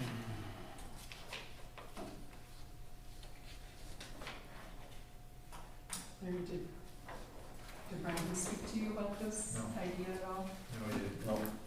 But So, just reading the wording here, the objective, right, I'm not sure how I feel about this because, you know, it seems like it's maybe some sort of an oversight committee for what, you know, Deb and I were asked to do last meeting as, you know, they keep bringing this up, but as pillars of the community. It's not like, you know, we would be doing anything, other than what we'd be following the footsteps of Barb Young and put up, you know, city activities, Wanigan Days, Lighting Festival. And, you know, if anybody else wants to add things to the bulletin board, well, you know, we're not here to say yes or no, just bring it to us so we can all discuss it, you know, rather than have a subcommittee and add another meeting to, you know, everybody's already busy schedules. Deb did recommend one thing that we could do is she could set up a, I think she called it a Google document, and people could send their ideas to the Google document and we could review, and if we feel it needs to be brought to the council, or we could just bring it to the council, and I would bring it to the council and discuss it. So, as far as another subcommittee or, you know, I don't think that's necessary. So it seems like just an education, agenda item talking about this and the process on each committee's or commission's, at their next meeting or something, would go a long way to doing that. Just give them the instructions on how to do it and instead of a formal subcommittee. Right.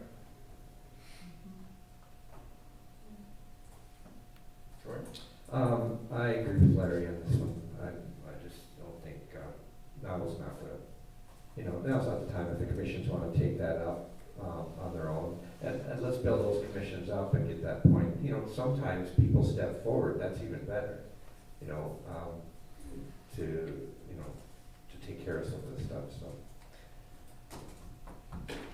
Yeah, now's not the time for me either. I think we got other things to. Yeah, well, you know, there's also the city website, there's, you know, Right. the Concerned Coalition's webpage and Facebook and the whole roster of, you know, of platforms to do that. And, you know, we'll take good care of it and we'll listen to all ideas, Right. you know, for things that wanna go up there. So, yeah. I agree with the bill. Oh, that sounds good. Okay, we talked in the Parks and Rec about, and my thoughts about that it's in need of repair, or I would even say replacement.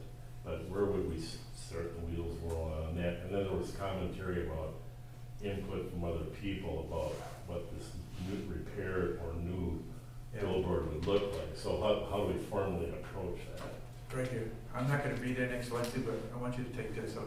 It shows some new ones Oh, of environmentally friendly materials. okay. Because, you know, in looking at the bulletin board that's there now, you know, it's bolted to that concrete wall. And to get that off to repair it, I mean, that's gonna be a job in itself.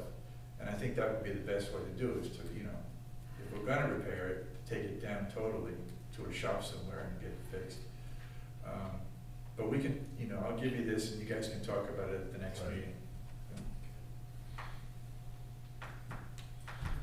So do we need to make a motion on this, or can we Well, table it without action? How did, it was just a discussion. No, there is a motion down here. There's a Yeah. motion. Oh, is there a Can motion? it's Sorry. just a suggestion. I don't know how to. Was this one Brandon's idea? Yeah. Maybe, should we table it until he's here to kind of discuss his wheels behind it? Because I wanna say, I don't wanna put words in his mouth, but I think the objective was just to get the commissions to be more involved and aware, which I think you could do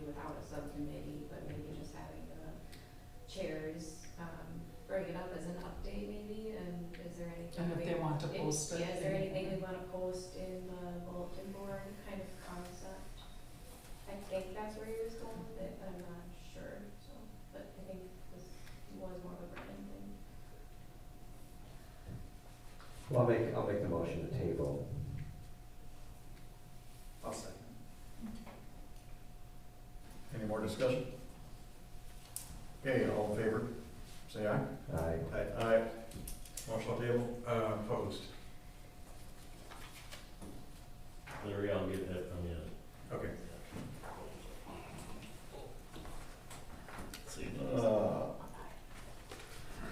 Item number 2 under new business, weed elimination resolution and enforcement. Elizabeth. Yep, so we've received some complaints about just tall grass, people not mowing their lawns.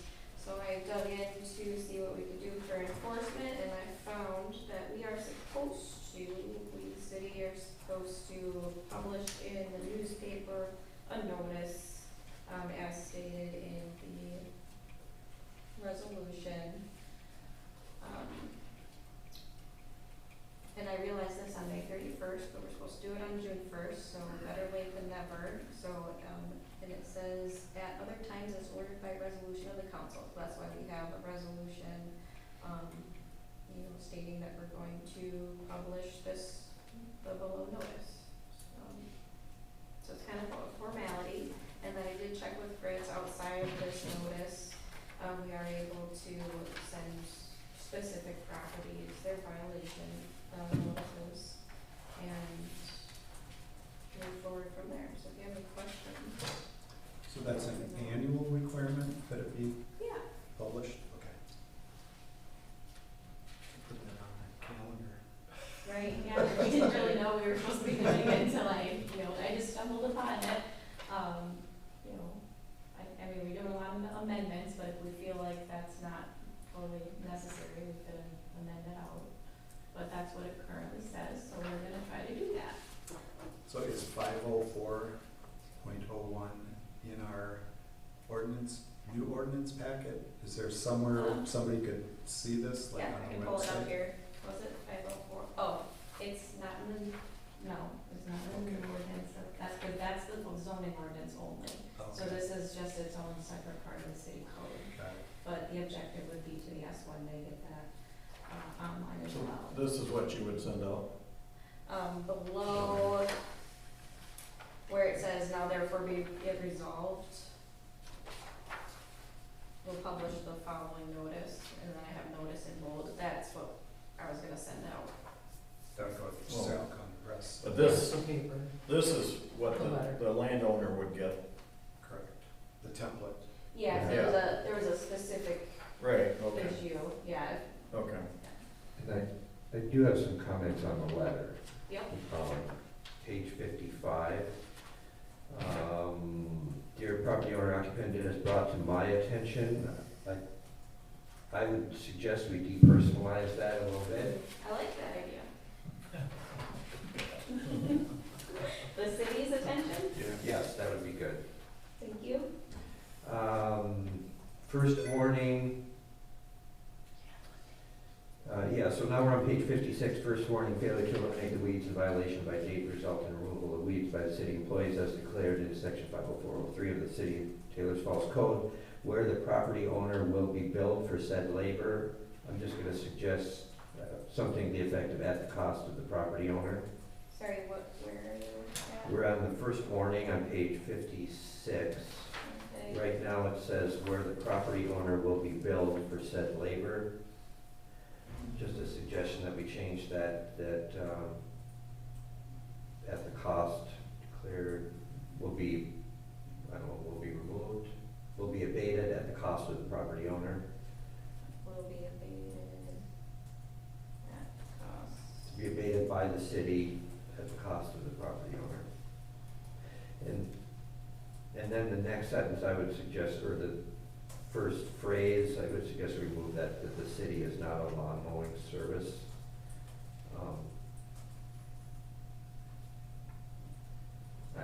I guess I don't feel that's necessary. Okay, so cross that. Yeah, you can just go right in with a second violation for failure. Okay. hints at sarcasm, I guess. That was a bit scoldy. Public forum? On the notes. It's usually at the very beginning.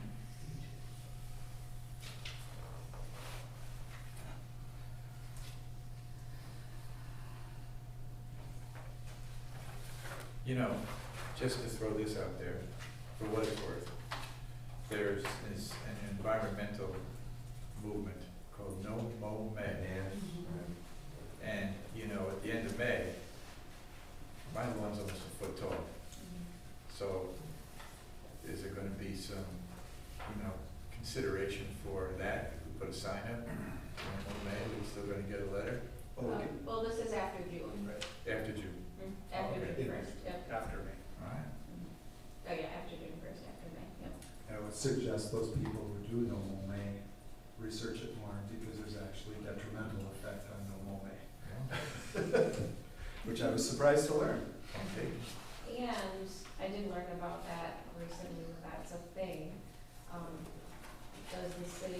Has the city ever, like, declared that they're doing no mow May? No, but how is it detrimental? Do we know that? I can't remember. It was, no mow may started with one city that declared it and everybody ran with it. And other content expert Barn have looked at it and said it's. Members of the council, Mr.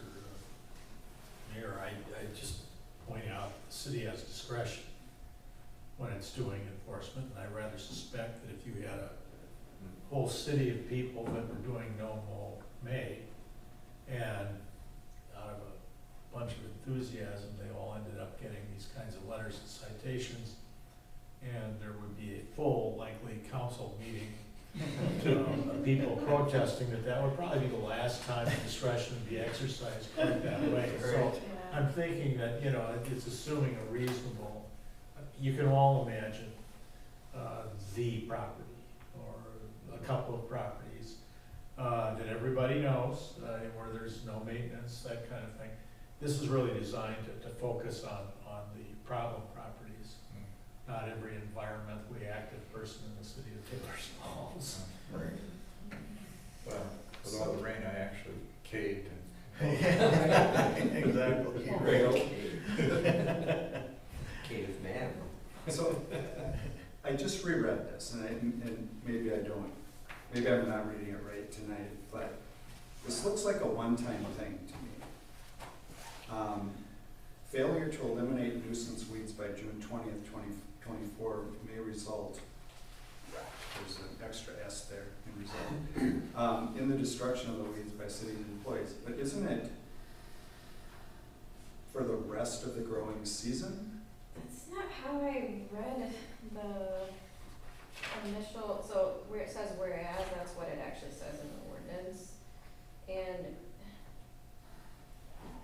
it says, gosh, this is long, where do I start? Shall publish in the newspaper a notice directing the owners and occupants of the property to destroy all weeds declared by 50401 to be a nuisance, and stating that if not destroyed within 10 days after publication of the notice, the weed shall be destroyed by the city employees. So that's where I got putting a date in there from, because it says within 10 days after the notice is published. So what would happen June 31st, after June 20th, if somebody had a foot tall, how can you enforce, what would you use to enforce that? I checked with Fritz and he said I can send him this letter still. Again, Well, I'm not sending this letter out to everyone, like a mass letter or anything. That's not gonna be. No, I meant if, you know, the person you sent the letter to didn't comply, send them a letter again. Or what Or we can move forward with mowing their lawn. Yeah, and what if, like, you know, end of July, after he's mowed it, it's another foot tall? Then we do this letter again. Mm.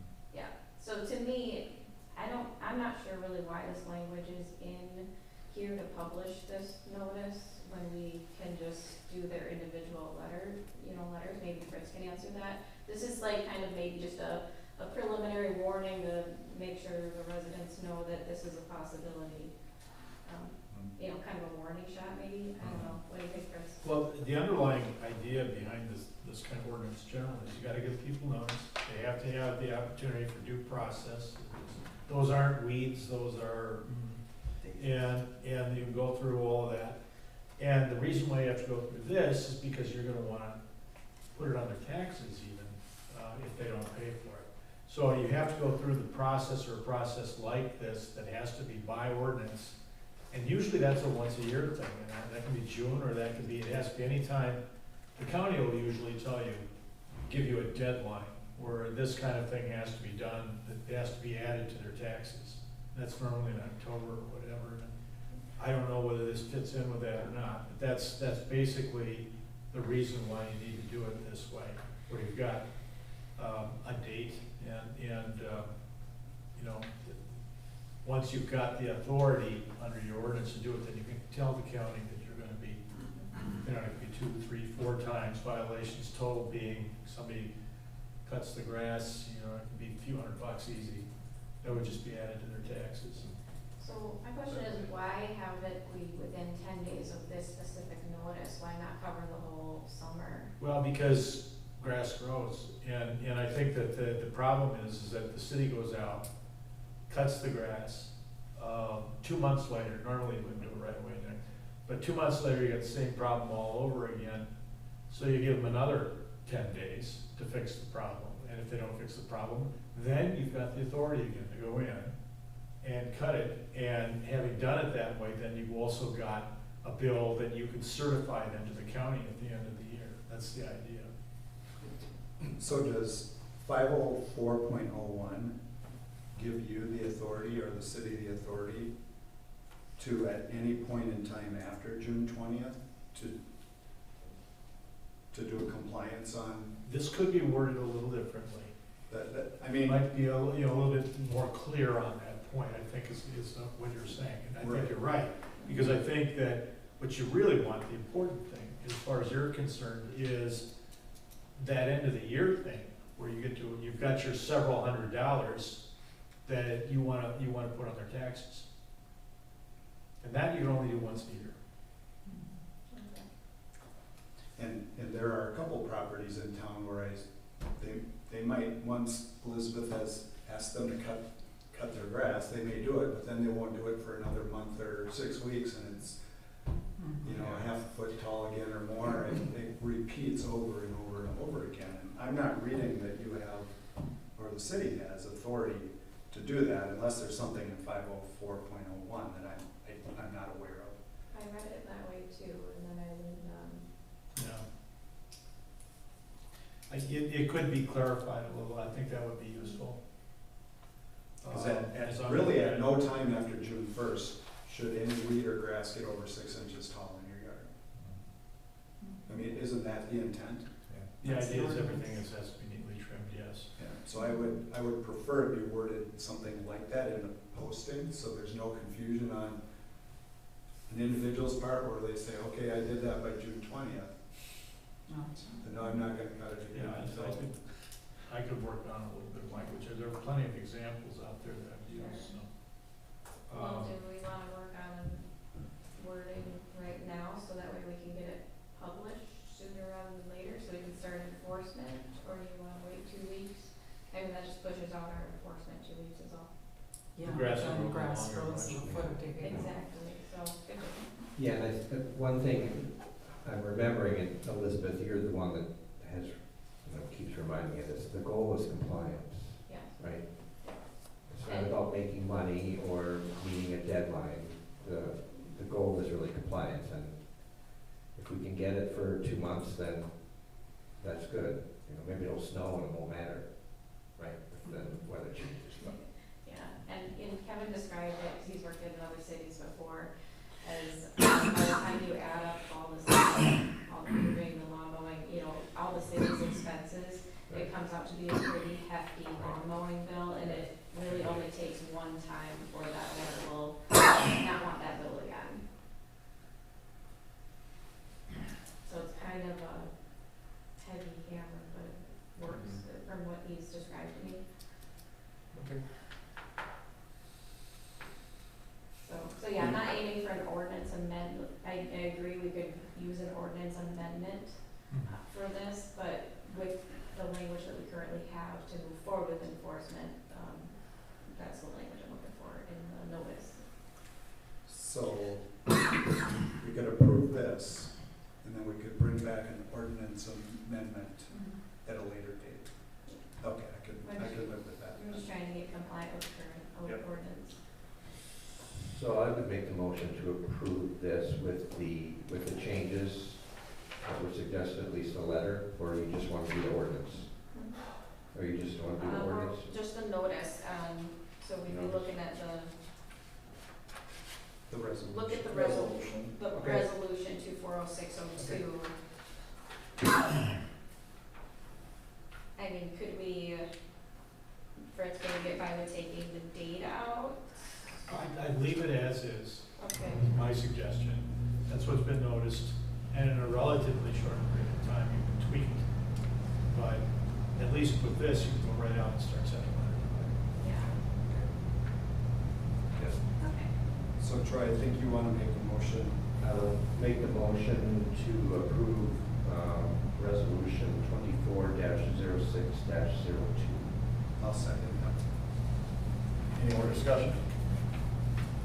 If not, all in favor say aye. Aye. Passes. All right. On to the next one, the EDC recommendations of City Code Amendment, Section 245.03.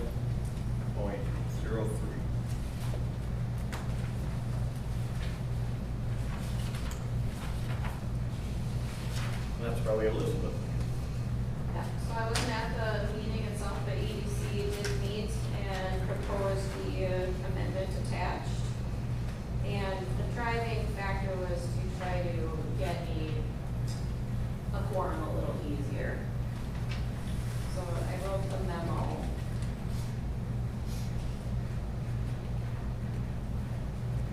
And so it shows what the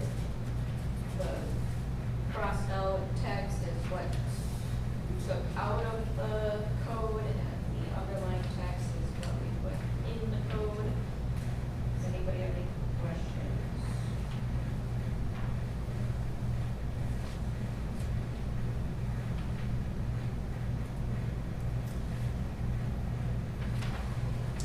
I talked to Lucy about this earlier today.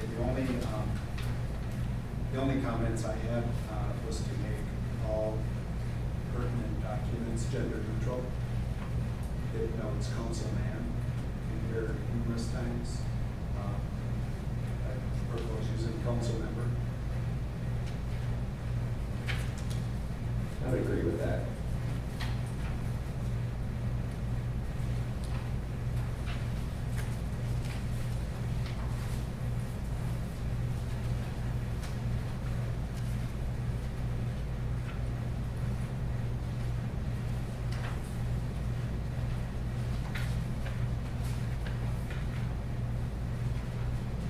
I guess to summarize the change of the letter, right now the ordinance is very specific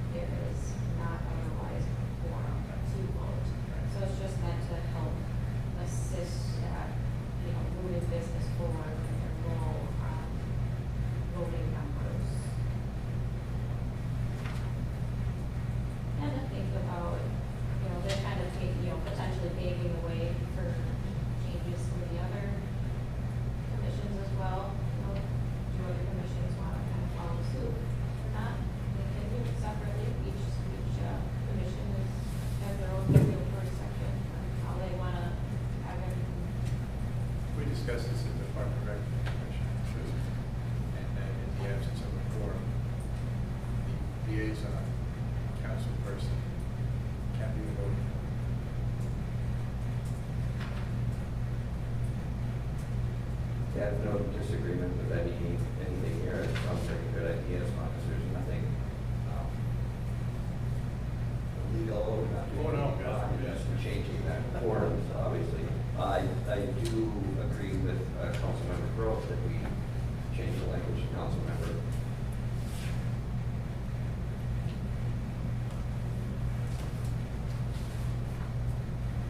Do we need a motion on this? Is that a way of motion? Yeah, for the resolution. I can make a motion to approve resolution 24-06-01 with stated revisions. Do I have a second? I will second. Any more discussion? Yeah. One, let's see, I'm looking at the right one here, sorry. Looking at page 63.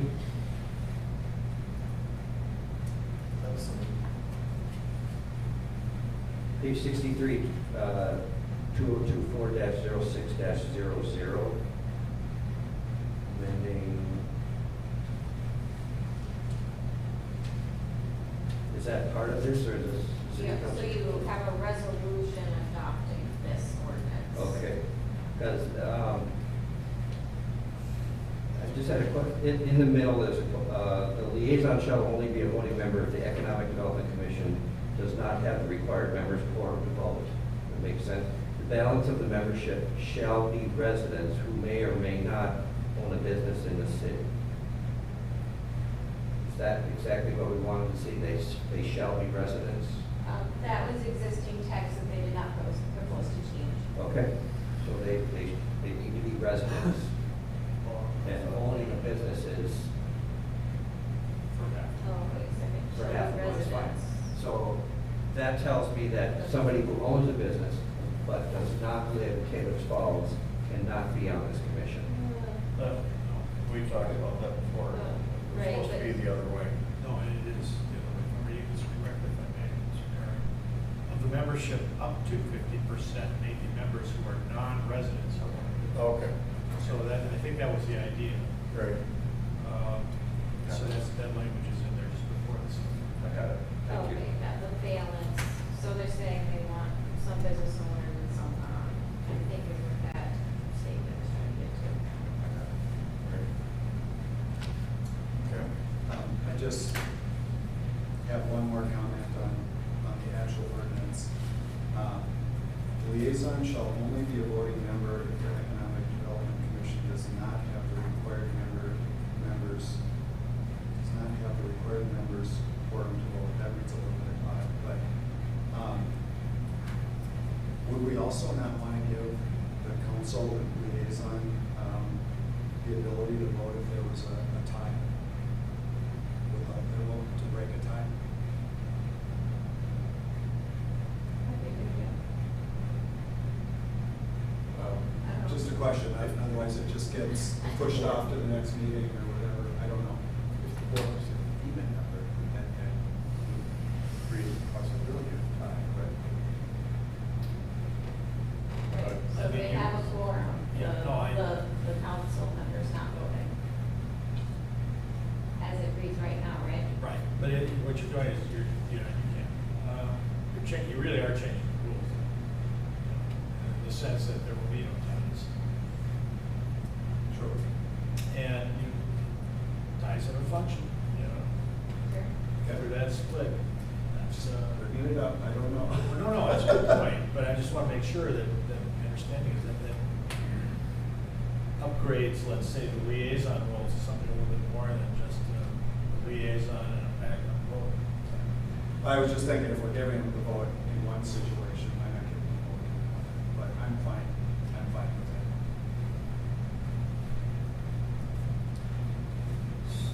So, done. Ready for where we at? Ready to vote? No more discussion, or are you still thinking? Well, that one sentence still needs to be cleaned up just a little bit, it doesn't read right. I thought that as well when I first read it, that's proposed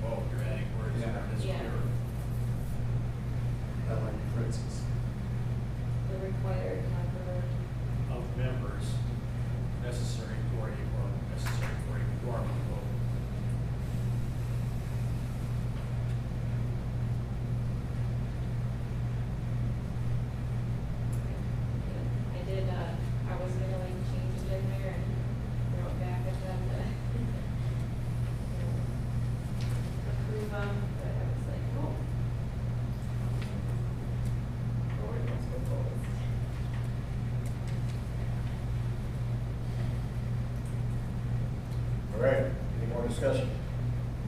No. Ready to vote? Yes. Okay.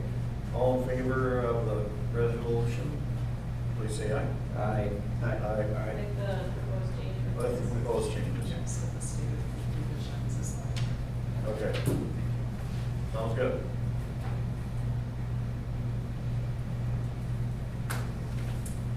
Okay, next says approve Elizabeth Haas as a full-time permanent employee. Yeah, I can take this. First of all, I'll just make a motion that we approve Elizabeth Haas as a full-time permanent employee. And after a second, we can open discussion. Second. Seconded, okay, any discussion? Okay, just a little background as a reminder. We, in our personnel policy manual, we have a 1-year probationary period that would require for new hires, a 6-month evaluation and an annual evaluation. After the annual evaluation, the council needs to determine whether or not they want to take the said employee off of their probationary period to put them in as a permanent full-time employee. So that's why this is in here. We had Elizabeth's annual review last Friday.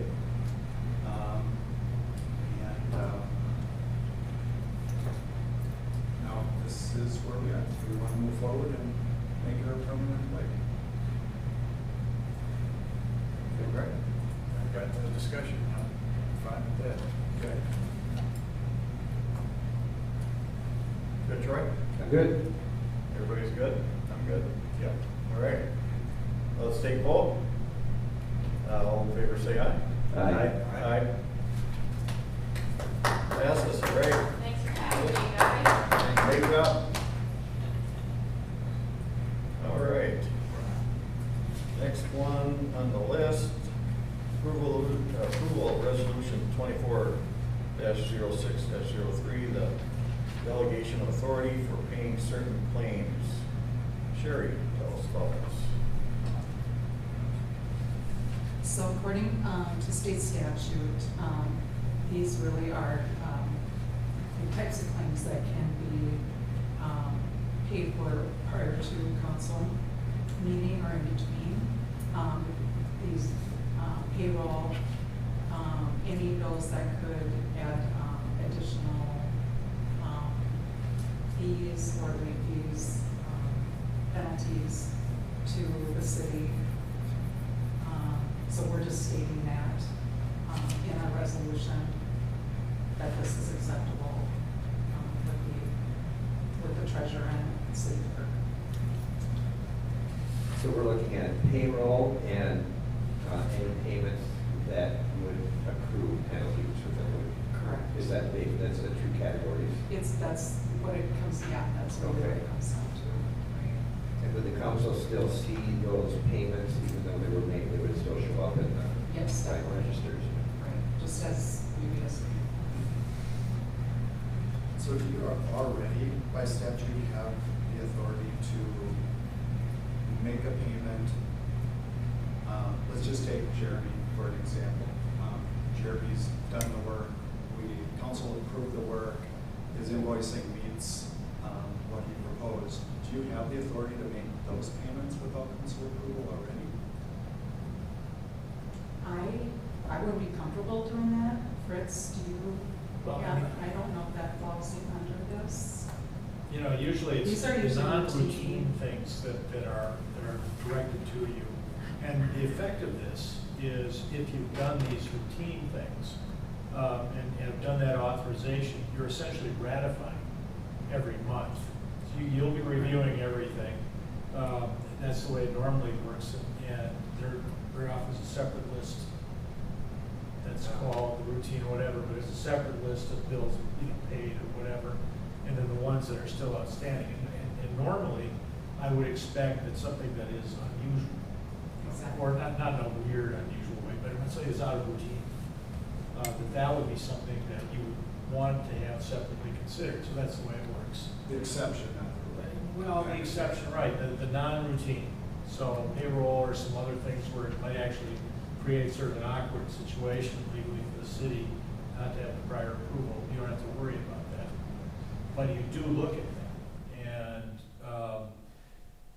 there's the proverbial hell to pay if somebody's, you know, sending out checks they're not supposed to. I don't think that's a problem, especially because you're well insured in that regard. Sherry is very reliable, but, it's, that's the idea here, as I understand it, and I frankly didn't realize you didn't have this. It's very, Right, it's very common. very common. Okay. Yeah. And it sounds like those could be itemized separately, they should be. I would If this- expect it to be, in Okay. other words, and that's up to, you know, staff obviously, but I would expect that to be one of the lists that you have routinely in front of you during the, city council meetings, bills paid under these kinds of circumstances. We do, okay, but it would be it'd still be a separate section, right? But that's what you would. That's what I've seen, and that's what I would expect. I can work with Michelle on that. And then one question on the wording, actually, in the second line, now therefore be resolved, it says below that the city and the treasurer of the city of Taylor's Falls are authorized to pay certain claims. So are we adding the treasurer in here, or how is this working? Are we adding the clerk in here? Should it be and or? Does it have to be both? Oh, that's a good point. Well, you have double signatures on all your checks, don't We you? do, And I think that's Okay. recognizing that. right. Initially, it only stated city clerk, Yeah. but Michelle is basically the first delegated person to sign checks behind the mayor. So in this case, would it be both of your signatures in these special cases? Or could it be one or the other? It could be one or the other, but then we would have, hopefully the mayor would sign Okay. as well. Okay, We always, that's our first goal. all right. There's been very few times that it's not happened. But, But then we have Lee sign, right? yep, Lee signs if he's available. Sure. So I Right. mean, I guess like worst case scenario, don't we have it set up to where like, and we or Brandon both not be here, and then you and Michelle could, in theory, Right, if it couldn't Sign. wait, yeah. yeah. Like we can basically, sign. city staff doing it together is a very, very last resort, But we are but on we can legally do it. we're on the bank account to sign. Okay. Yeah. Any more discussion? Okay, Did we have a motion? not yet. No, I'll make the motion to approve resolution number 24-06-03. I'll second. Any more discussion? If not, all in favor say aye. Aye. Aye. Passes.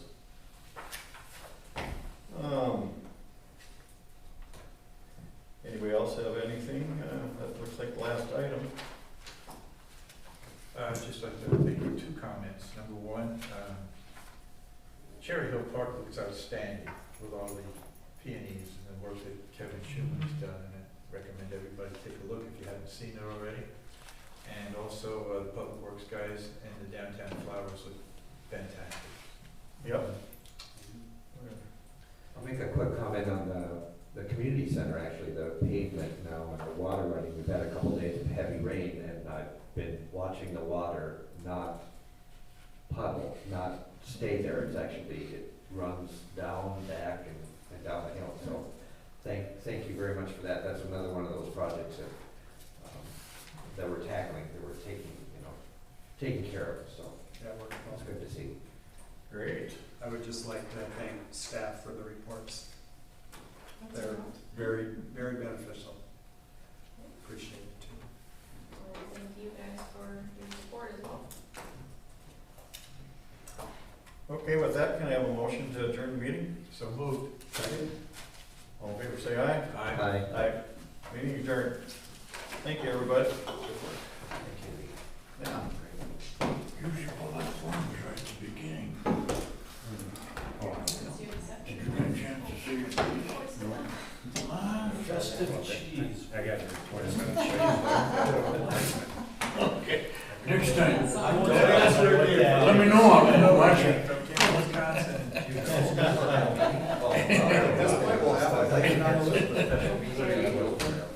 I'm Joe, yeah, Mike.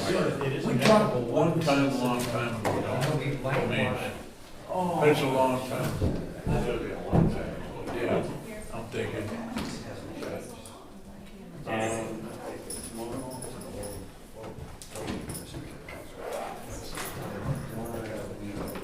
Gals from St. Joe. I got Dr. Levin.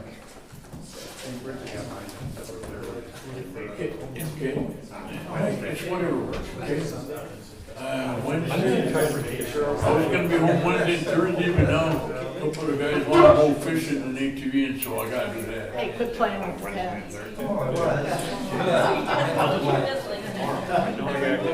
I know I'm gonna be home Friday. I know that.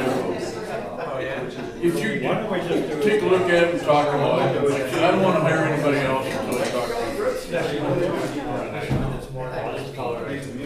Yeah. But when? Yes. Oh, no, no, 5 o'clock, no, works good. Okay, we'll see you then. Okay. Yeah, I know. All I gotta do is sign that card, and then I have to talk. I'm regularly seeing Diane. They always,